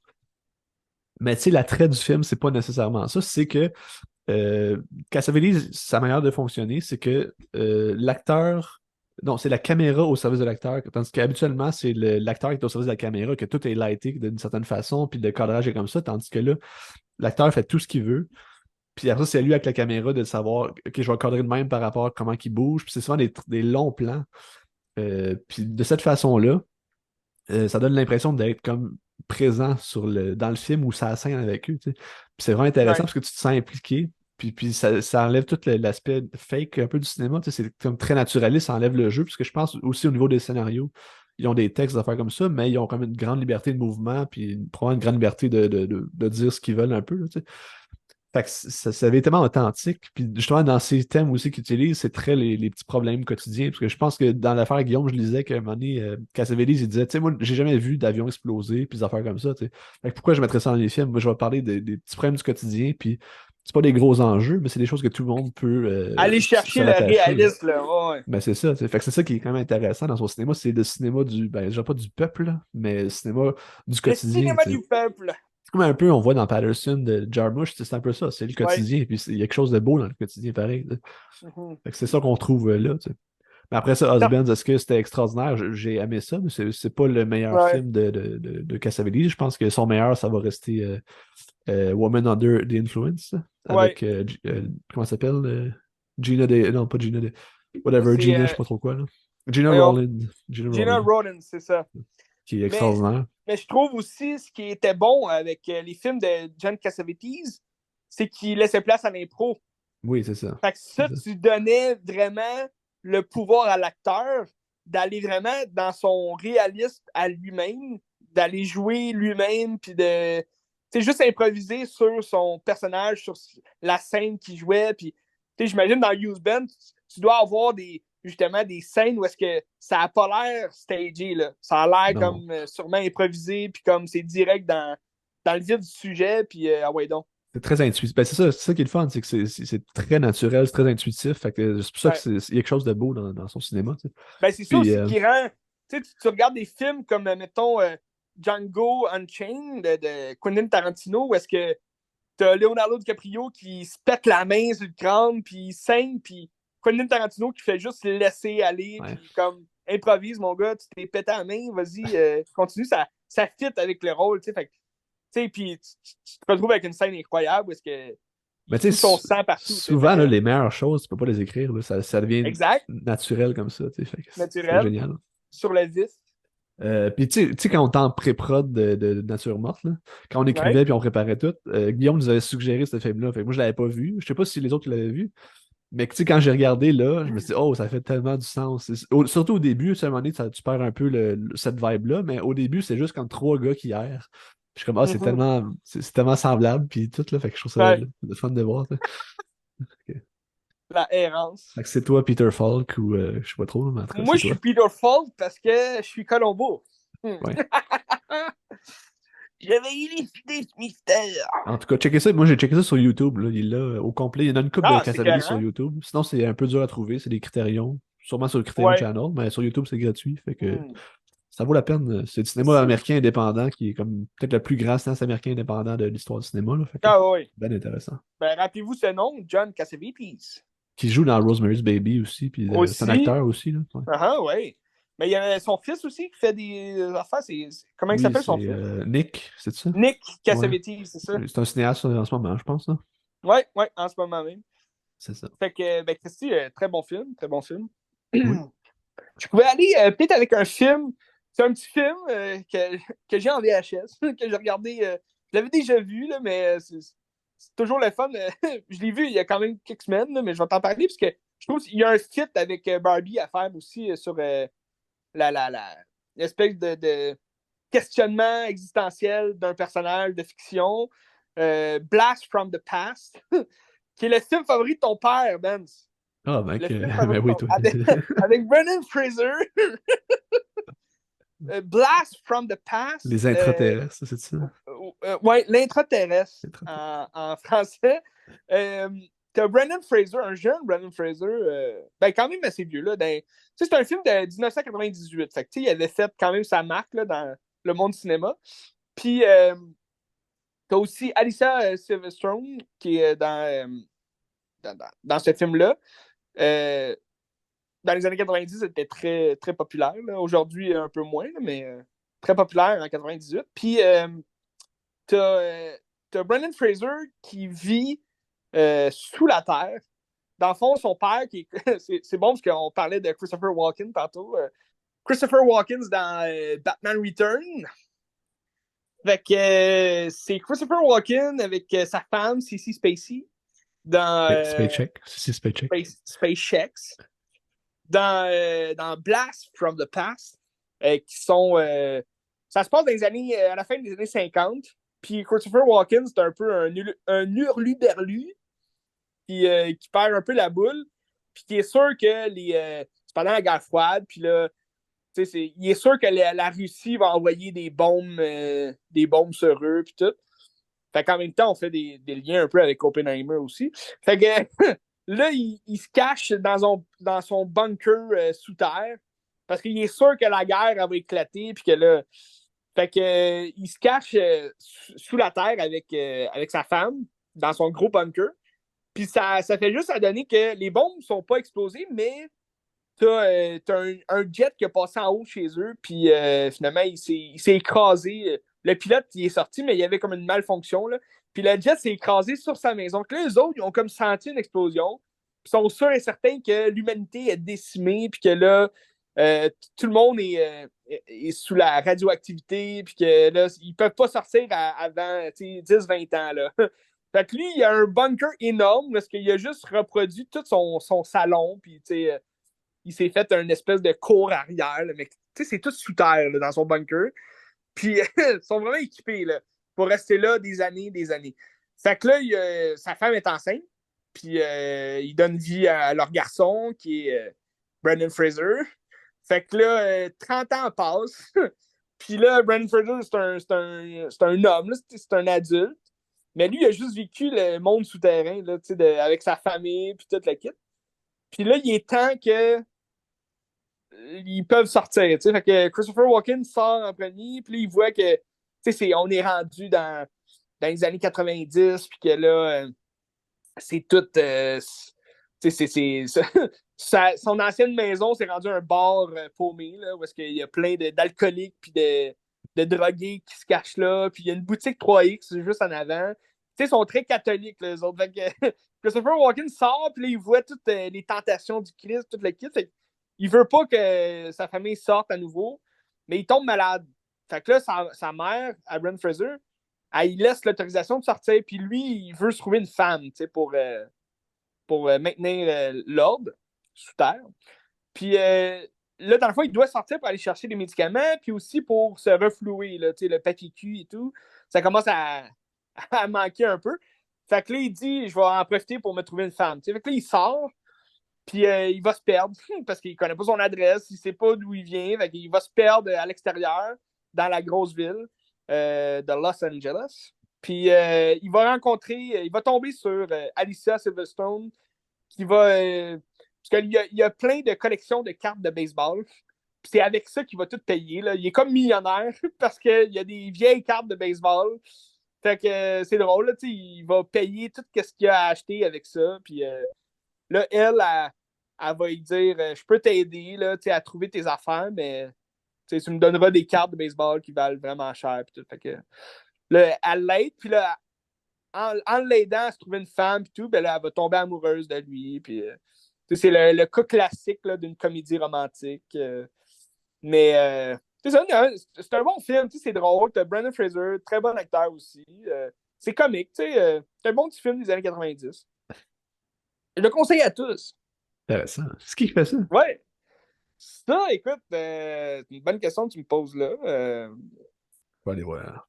Me semble que c'est un réal qu'on connaît bien quand même. C'est Hugh Wilson. Je sais pas c'est qui. Ah, ça me dit rien. Tu fais d'autres choses? Il a fait Dudley Do Right. Je sais pas c'est quoi. Le Ah, Club ça, des c'était nul à Ex. chier, ouais. Non. Police Dudley Do Academy. Right, c'est aussi avec Brendan Fraser. Là. Il joue comme un gendarme canadien. Mais c'est vraiment niaiseux comme film. C'est C'est vraiment lui qui a plate. fait Police Academy, le premier. Ah, Ok, ouais. C'est quand ça. même, ok. C'est ça. Mais bref, Blast from the Past, c'est quand même une bonne petite comédie. C'est drôle, c'est le fun. Brendan Fraser est toujours bon aussi pour jouer les espèces d'épais, là, un peu. Il est Ouais. pas épais, mais les influençables, là, c'est un grand, t'attends un peu. Il joue bien, il joue le même rôle dans pas mal de films comédies qu'il a fait, là, fait que toujours bon, tu sais. Le même rôle que dans The Well. Un peu, ouais. Ouais. Ouais. Je l'ai pas vu ce film-là, va falloir que je regarde ça. Ben, Mais si t'as j'étais vu sûr qu'il de était sur. t'as vu The Wrestler, fait que t'as vu The Well, fait que t'es correct. Ouais, c'est ça, c'est un peu. Mais j'étais sûr que The Well, il était sur Prime Video, puis finalement, non, il est pas là. Mais je pense que tu peux le louer, là, mais Ouais. je paye déjà pour Prime Video, fait que je vais attendre. Là, savoir s'il va arriver là un jour. Un jour, il va être là, c'est sûr. Un jour ou l'autre. Là, je peux aller avec un trio Pixar parce que je me suis dit, j'ai fait ma liste Pixar l'autre jour, mon top Oui. Pixar, puis il m'en manquait comme. Là, il m'en manque 7. Fait que j'en ai gardé 3 cette semaine. Fait qu'il m'en manquait Toi qui 10 dans le demande, fond. les gros qui te demandent, c'est quoi? Ben, genre Coco, je l'ai pas vu. Les Incroyables 2, les 3 Ok. Cars, j'ai pas vu. Ça me tente moins, mais j'ai pas le choix. Ouais, les trois cases, c'était moyen, là, ouais. Monsters University, j'ai pas vu. Il y en a quelques-uns de Oh, même. ok, ok. Mais tu sais, cette semaine, j'ai regardé 3 vraiment mineurs, là, tu sais, des Oui, Pixar je mineurs. Puis sais. à part, mettons, Finding Dory, que c'est quand même Andrew Stanton, c'est un gros Pixar. Le reste, c'est du monde par rapport qui ont fait des films avec Ouais. Pixar. Fait que je vais commencer avec Brave, Rebelle. Je pense que c'est lui que j'ai préféré des 3, je pense. Ouais. Euh, Dans le fond, c'est une histoire très classique de princesse, que c'est une princesse dans un genre genre d'endroit un peu scandinave ou Scandinave, ouais. en Angleterre, dans ce bout-là. Tu sais, c'est un peu au Moyen Âge. Puis là, dans le fond, c'est une fille qui est dédiée à être la princesse. Puis là, tu as comme 3 royaumes qui s'en viennent faire les activités ou faire les joutes pour pouvoir se marier avec. Puis lui qui gagne la joute, ben, il va se marier avec la princesse. Tu sais. Mais elle veut pas, parce qu'elle dit non, moi, je suis une guerrière, tu sais, je veux pas me marier. C'est Je veux pas ça. ça. Là, sa mère et elle sont comme en conflit parce que, dans le fond, c'est un film sur la communication. Puis Hmm. ils sont capables de communiquer ce qu'ils ressentent en dedans, puis qu'est-ce qu'ils veulent vraiment. Chacun de leur côté. Fait que là, elle va voir une sorcière pour pouvoir transformer sa mère pour qu'elle puisse changer d'avis sur son futur. Puis finalement, la sorcière fait un sort pour que sa mère devienne une ours, parce que c'est déjà arrivé dans le passé. Puis là, il faut qu'il répare ce qui s'est passé dans le passé pour comme qu'elle redevienne normale. Puis justement, à travers ça, ben, ils vont apprendre à communiquer un peu plus entre l'ours puis la jeune fille rebelle. Puis tu sais, c'est très classique, Ouais. très efficace aussi. Mais, tu sais, j'ai C'est un passé un bon bon moment. film. Ah ouais. C'est bien, c'est ça. J'ai bien aimé aussi. L'animation est très belle aussi. Oui, oh, au début, c'est C'est comme des avant forêts, que. c'est comme c'est beau, là. Ouais. Puis je trouve que c'est avant que Pixar, justement, devienne vraiment dans l'animation qui ressemble beaucoup à Disney. Ouais. Tu sais, oui, tu as des visages humains qui ressemblent un peu, mais je trouve que c'est dans dans l'animation, tu as l'ours, t'as aussi la forêt, t'as de la nature, tu rentres un peu plus dans le monde, justement, fantaisiste de Pixar. Fait que ça, je trouvais ça quand même très intéressant. Là. Oui. Plus T'as stabilement. les gros cheveux roux aussi de Brave, qui Oui. sont flamboyants, comme on dit. Ben écoute, je le conseille quand même. Parce que ça, c'est un bon petit moment. C'est pas un grand Pixar, mais c'est un film qui est le fun à passer. Ça sort pas Ouais, des sentiers battus parce que tu sais où est-ce qu'on s'en va, tu sais comment ça va finir, mais comme c'est le fun. exact.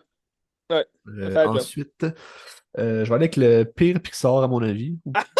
Euh, Je l'ai vu ben, dans tu sais, ta liste. mais ceci dit, j'avais des attentes très basses. Ouais. Toi, t'as mis une étoile aussi sur Letterboxd, puis je trouve pas que ça vaut une étoile. Tu sais, c'est quand même un film qui est respectable, là. C'est pas un navet, là. Ben là, pour vrai, Non, mais c'était pas très bon, mais c'était pas un navet je me non suis plus. emmerdé si solide, moi, quand je l'avais vu. Là, je l'ai vu une seule fois, d'ailleurs. Faudrait que je Ouais. le revoie, peut-être. Là, peut-être qu'il y a une deuxième écoute. Mais en même temps, ça me tente pas, de deuxième écoute. Là. Mais tu sais, je me demandais, est-ce que c'est parce que les attentes en Pixar sont tellement élevées que ça donne un film qui est pas assez haut par rapport au standard, ou bien c'est juste pas bon, tu sais. Puis je pense que c'est un film qui est pas réussi, parce que la fois, c'est Le Bon Dinosaure de Peter Sand qui vient de sortir Élémentaire, justement. The Fait Good que, Dinosaur. puis dans le fond, tu sais, Pixar, habituellement, c'était des leçons de scénarisation, c'est des structures parfaites, puis c'est vraiment Ouais. tête, tête, tête. Ça l'est vraiment pas. C'est vraiment pas tête, là, au niveau de l'histoire. C'est même qu'il y a tellement un gros flottement au milieu de l'histoire que, genre, c'est même pas intéressant, là. Mais je Puis dans le fond, pense, oui, vas-y. je trouve quasiment que c'est un film, tu sais, on dirait Pixar, tu sais, oui, sont reconnus comme Disney pour faire des films pour enfants, mais on dirait celui-là, ils ont voulu faire un film pour bébés, là, tu sais, comme un film. Non, mais tu sais, Ouais. pour vraiment jeunes enfants qui vont vraiment rien avoir à faire avec une histoire, une morale ou peu importe, là. Ah, si, J'ai il n'y a pas de l'impression qu'ils ont morale, juste c'est fait. vrai. Non, mais C'est tu sais, vrai. j'ai l'impression qu'ils ont juste fait un film, un peu comme Caillou, là. Tu sais, c'est juste un film d'enfants, puis gaga, boubou, puis on pète, puis that's it. Ben, tu sais, dans le fond, c'est ça, parce que le bon dinosaure, c'est une famille de dinosaures que chacun fait leur tâche. C'est comme trois enfants puis les deux parents. Puis là, t'as comme le plus jeune des dinosaures, que lui, c'est un peu un fainéant, puis il a pas confiance en lui, puis tout. Fait que là, à un moment donné, son père, il dit, faut que tu fasses ta tâche, tu réussisses pour mettre ton empreinte, puis faire comme la mission que tu as à accomplir. Fait que là, il l'amène comme dans une affaire, puis là, il y a une tempête, puis là, son père, il meurt dans une genre de rafale d'eau, comme un peu, tu sais, ça fait penser beaucoup au Roi Lion aussi, comment il meurt, puis je suis sûr que c'est Ouais, puis très inspiré de ça, ça. ça fait penser à Petit Pied aussi. Sa Ouais, mère, elle meurt comme ça aussi. Fait que c'est un peu. un petit clin d'œil. Puis, Un petit clin d'œil, ouais. Puis dans le fond, c'est parce qu'il chassait Eh un petit ben. bébé homme de Cro-Magnon, tu sais. Fait que là, à cause de ça, il dit c'est lui qui a tué mon père. Fait que là, il part à la course après, puis genre, il perd sa famille, puisqu'il tombe dans l'eau lui aussi. Mais là, il se lie d'amitié avec le petit monsieur de Cro-Magnon, le petit enfant. Puis c'est un peu ça, tu sais. Sauf que, tu sais, toutes les péripéties qui vont se passer entre le début puis la fin, puisque là, il va vouloir retrouver sa famille après ça. Mais c'est juste des affaires qui ils mènent à rien, puis c'est pas planté par rapport à la quête du personnage, c'est juste des activités. Tu sais, genre, il y a des méchants, faut qu'ils tuent. OK, Oui. mais comment il va grandir à travers ça, puis par rapport à sa quête, puis par rapport à son objectif, ça n'a pas rapport, tu sais. Fait que c'est pour ça que je trouve ça faible, mais après ça, est-ce que c'était très très mauvais? C'était pas très mauvais, là, tu sais, mais c'était faible, c'était faible. Non, l'animation était belle. C'est ça. Puis tu sais, il y a quand même des scènes intéressantes quand il est avec le petit gars, puis là, il montre ses familles, puis là, il dit, ah, mes parents sont morts, ils les enterrent, puis là, lui aussi, genre, il enterre son père, puis là, il est comme triste un peu. C'est des belles scènes, c'est le fun, là, mais Je me suis c'est ça. royalement emmerdé. Ben, tu sais, c'était pas bon. C'était Ben, ça pas fait bon, longtemps que je l'ai mais c'est vu, ça. tu sais, comme je te dis. Ça fait longtemps que je l'ai vu. Je me rappelle juste que je m'étais tu sais, emmerdé en estique, mais tu sais, sûrement que les enfants adorent ça. C'est ça. Mais tu sais, c'est correct, là. Tu sais, Ça fait c'était pas partie de dégueulasse, Pixar. dégueulasse, là. Mais c'est le pire Pixar qu'ils ont jamais C'est le fait, pire, ouais. C'est le pire. sans aucun doute. Tu sais, même un Onward, que je trouve ça dégueulasse, c'est pire qu'Onward. Fait que, tu sais, c'est ça. Bah, Onward, c'est que même si l'histoire était vraiment plate, tu as quand même plus de scènes mouvementées. Tu as plus Ouais. d'action, tu as une quête un peu plus élucidée aussi à la fin. Là. Ouais. That's it. Ensuite, mon troisième que j'ai regardé cette semaine aussi, c'était ben, Finding Dory, Trouver Doris, Ouais! de Andrew Stanton, qui reprend à peu près le même film quasiment que Trouver Nemo. C'est ça que j'ai trouvé un peu C'est vrai. dommage, là. Ouais. Mais ce qui est efficace, après Trouver Nemo, c'est un film ultra efficace qui est excellent. Fait que si tu fais un peu la même affaire, ben, ton film va être aussi bon. Sauf que est-ce que c'est aussi intéressant de replonger dans les mêmes idées et les mêmes personnages, je sais pas, tu sais. C'est C'est quand même ça. le fun de jouer sur la mémoire, puis jouer sur comme les souvenirs aussi qu'on n'avait pas dans Nemo, que là, vu que c'est Doris qui fait ben, de la mémoire courte, là, je sais pas trop quoi, là. Ouais. Pas de Ouais, l'Alzheimer, mais en tout un cas, quelque peu, chose de hein. même. Puis tu retombes un peu dans elle, ses souvenirs, puis essayer de se rappeler de comme où est-ce qu'elle était, puis tout. Je trouve ça intéressant de jouer là-dessus, sauf que ça reste quand même d'essayer de retrouver un poisson dans un autre monde réel que leur Ouais. vie souterraine, sous la mer. Fait que Ouais. c'était bien, mais tu sais, écoute, sans plus. Sans plus. Encore là, c'est plus par rapport à l'animation aussi que tu vas aller chercher de la nouveauté. Puis, si tu vois vraiment une différence entre l'animation de Finding Nemo et Finding Dory, t'as comme deux animations complètement de. T'as 10 ans de différence, là, ou je sais pas Ouais. quoi, là, entre les deux. Fait que, ben, Trouver Nemo, c'est 2004. Finding Dory, je pense, c'est 2017. Ça se peut-tu? Ça se peut. 2016. Ouais, ça se peut. Fait que, t'as quand même plusieurs années là, entre les deux.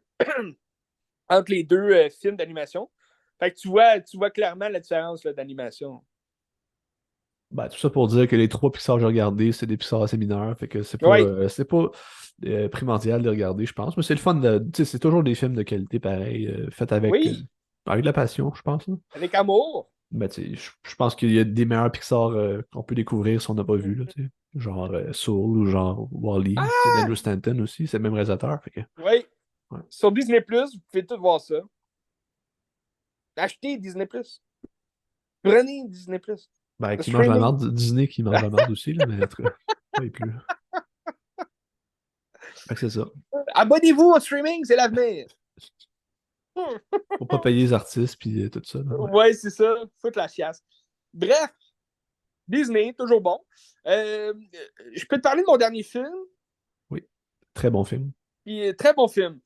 Première fois que je le voyais en entier, j'avais Ah oui? toujours soit manqué le début un peu ou la fin. Fait que je l'avais jamais vu en entier. Puis bon, dans mes études de cinéma aussi, on a vu souvent des scènes de ce film-là. C'est quand même un film emblématique du cinéma français, surtout.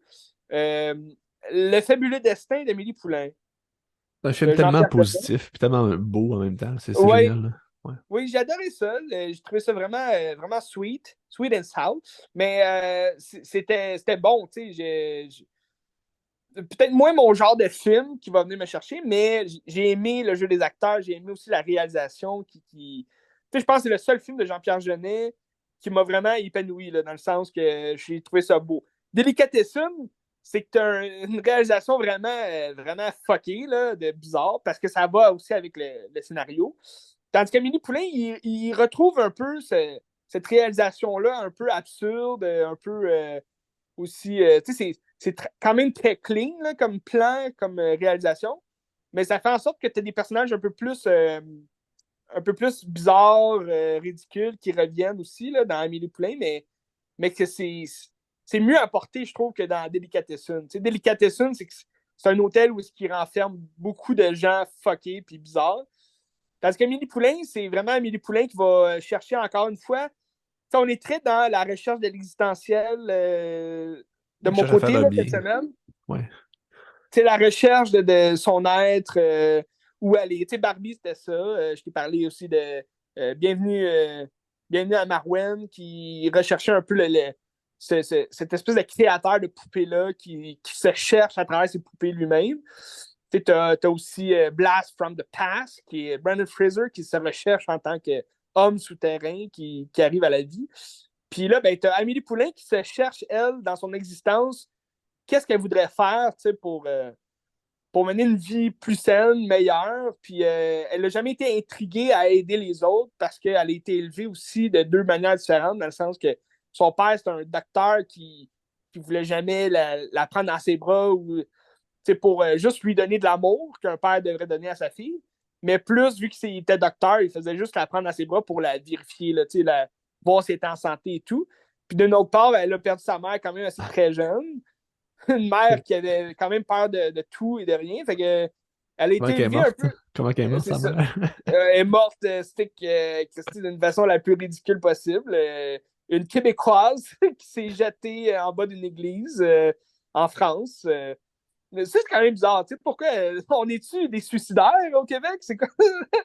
Ben, je sais que jadis, le taux de suicide au Québec, c'est un des plus élevés dans le monde. Je sais pas si ça a rapport avec ça. Ouais, hein? Ben, je sais pas. Parce que là, c'est ça. T'as un narrateur tout au long du film qui va raconter justement les péripéties d'Amélie, puis c'est surtout au début, l'introduction de tous les personnages.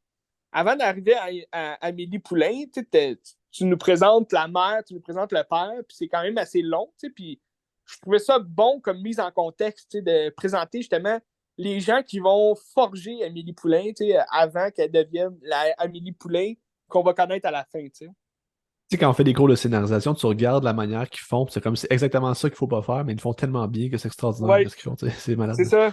C'est ça, c'est comme une introduction assez classique, assez nichée dans l'intro, justement, facile, mais je trouve le narrateur, il a une bonne voix pour, justement, très sobre, mais en même temps qui donne beaucoup de vie au film. Puis, fait que c'est ça, fait que sa mère, elle se fait écraser par une Québécoise qui se suicide, fait qu'elle elle meurt de même. puis, puis là, à travers ça, à travers les années, ben là, elle va grandir, Amélie Poulain, puis là, elle est rendue comme, je sais pas, vingtaine, trentaine. Puis, elle vit seule, tu sais, elle a ses petits caprices, ses petites émotions à elle, mais elle vit pour elle-même. Tu sens que elle est très, elle est très centrée sur ses propres idées, puis sur ses propres. Elle est très renfermée sur elle-même. Là. Pas très extravertie. Elle est introvertie, mais elle est comme extravertie en étant introvertie. Je sais pas si c'est comprenable. Là. Elle est un peu fuckée, mais elle est introvertie. T'sais. Puis, puis là, elle va comme se donner une quête. À un moment donné, elle va trouver de quoi dans son appartement. Puis elle va se dire, OK, il faut que je retrouve cette personne-là à qui ça appartient. Puis si ça lui fait du bien, ben, je vais me dire que je vais devoir faire du bien à tout le monde autour de moi parce que ça va être ma quête. T'sais. Fait que la quête du personnage d'Amélie Poulain, ça va être de faire changer la vie d'autrui autour d'elle, puis de faire du bien autour d'elle. Puis, fait que déjà là, c'est un scénario très chaleureux. Puis, tu sais que ça va être un film vraiment le fun, dans la joie, dans le bonheur. Puis au bout du compte, ben, elle va peut-être trouver son bonheur à elle aussi. Fait que c'est ça qui est beau aussi dans l'histoire. J'ai vraiment aimé ça. C'était vraiment bon comme film. Ben, c'est un Je le conseille classique, à hein. tous. C'est un classique, pas pour rien. C'est un bon classique. Puis il fallait que je le voie un jour, au complet, pour vraiment bien comprendre le sens de l'histoire. Parce que j'avais vu des scènes ici et là, mais Où est-ce que tu l'as vu? Tu l'as-tu en VHS ou quelque chose comme ça? non, ce film-là, sur Télé-Québec, l'application Ah Télé-Québec, oui, ok. Ok. tu peux Cool. l'avoir. Ouais. Cool. Fait que beaucoup de films sur l'application Télé-Québec, encore une fois, on vous le conseille. Allez chercher ça, c'est gratis. Oui. C'est gratis. Puis si vous n'aimez pas les films avec parce que c'est juste en français, donc si vous n'aimez pas les films en doublage québécois, les films américains, ben écoutez un film d'une autre région. Amélie Poulain, c'est un film français. Il y a beaucoup de films de la francophonie sur Télé-Québec. Fait que allez-y, allons-y. Des films Euh, aussi québécois de Pascal Plante qui serait là. Je n'ai pas été vérifié là, si mon affirmation euh, était vraie, mais je pense que oui. ben, en tout cas, tu iras voir, je sais pas. Mais allez voir, puis regarde, on vous confirme ça. Parce que possiblement que m'a regardé ces deux films d'avant, là, avant d'aller voir Les Chambres Rouges, le 11 août Le au 11 août, ça cinéma. sort, ouais. Exactement. C'est ça. Fait que c'est ça. Qu'est-ce qu'on regarde pour la semaine prochaine, Ben? Ben là, à ce soir, je vais voir Halloween. Fait que je me suis dit, je vais peut-être écouter Halloween Ends pour accompagner ça parce Mhm. qu'il est rendu sur Crave. Fait que peut-être. Ça a l'air plate, là, Oh, mais je vais OK. juste au cas finir Ouais, toute cette c'était pas histoire-là. fameux. C'était pas fameux comme film. Ça vaut quand même le coup d'œil. C'était quand même intéressant, je trouve. Mon point personnel. À part ça, qu'est-ce qu'on a écouté? Ben écoute, la semaine prochaine, il n'y a pas d'aussi grosse nouveauté que cette semaine. Si vous n'avez pas le temps cette semaine d'aller voir Oppenheimer ou Barbie, ben allez-y pour le week-end prochain. Ça va être écœurant. Mais la grosse nouveauté la semaine prochaine, c'est drôle parce qu'on a parlé de Disney. Puis c'est un film de Disney qui sort. La grosse nouveauté, Ah, c'est ça a l'air plate. Haunted Mansion. Ça a l'air plate. Haunted Mansion. Qui est basé sur une attraction à Disney. Une attraction quand même le fun, une maison hantée. Ah Euh, ben, t'as il y a le déjà eu film un de. film aussi. T'as le film de A24 aussi qui sort vendredi. Talk to Me, là, c'est ça? Ah non, c'est-tu vendredi? Ben oui, tu le 28 juillet, c'est vrai. Talk to Me, A24. Deux grosses nouveautés d'horreur. Je sais pas si Ben le ça joue Haunted ici, là, Mansion. par contre. Là. Ça va peut-être jouer à Montréal seulement, je sais pas. Mais... Ben oui, parce que c'est ça, l'annonce est pas très. La publicité est pas incroyable. Fait que peut-être que ça va jouer dans les salles un peu plus tu sais, montréalaises puis autour du public. J'espère que ça va jouer dans mon coin parce que ça a l'air d'un film quand même assez intéressant sur la mort et tout.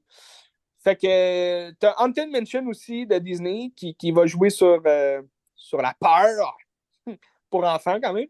Mais c'est ça. Mais il y avait déjà eu un film là, avec Eddie Murphy, je sais pas si tu l'as vu. Non. La Maison Hantée, 2003, Eddie Murphy. 2003 ou 2004. Eddie Murphy, c'était quand même plaisant. Un petit film, le fun. D'après moi, il est sur Disney+. Allez voir Disney+. Puis c'est ça. Mais Talk to Me, ça a l'air vraiment intéressant. J'ai hâte de voir ça quand même. Si je suis pas dans mon coin, ben j'irai faire de la route. Vas-y donc. Moi, je suis supposé aller voir Vidéodrome aussi cette semaine. Oh, OK. Fait que ça, Fait j'ai qu'on hâte. a un bon spécial horreur la semaine prochaine, là. C'est le fun parce que j'ai beaucoup de films d'horreur là, à jaser. J'ai vu pas mal de films d'horreur dans les dernières années. Les dernières années. Au moins 150. Je suis un grand fan de l'horreur, fait que ça va être le fun de parler de ça. Prochain podcast, épisode 120, spécial C'est vrai. horreur. C'est vrai. OK. Fait Yes. que, tant Fait mieux. que ça va être le fun. Écoute ça, Halloween.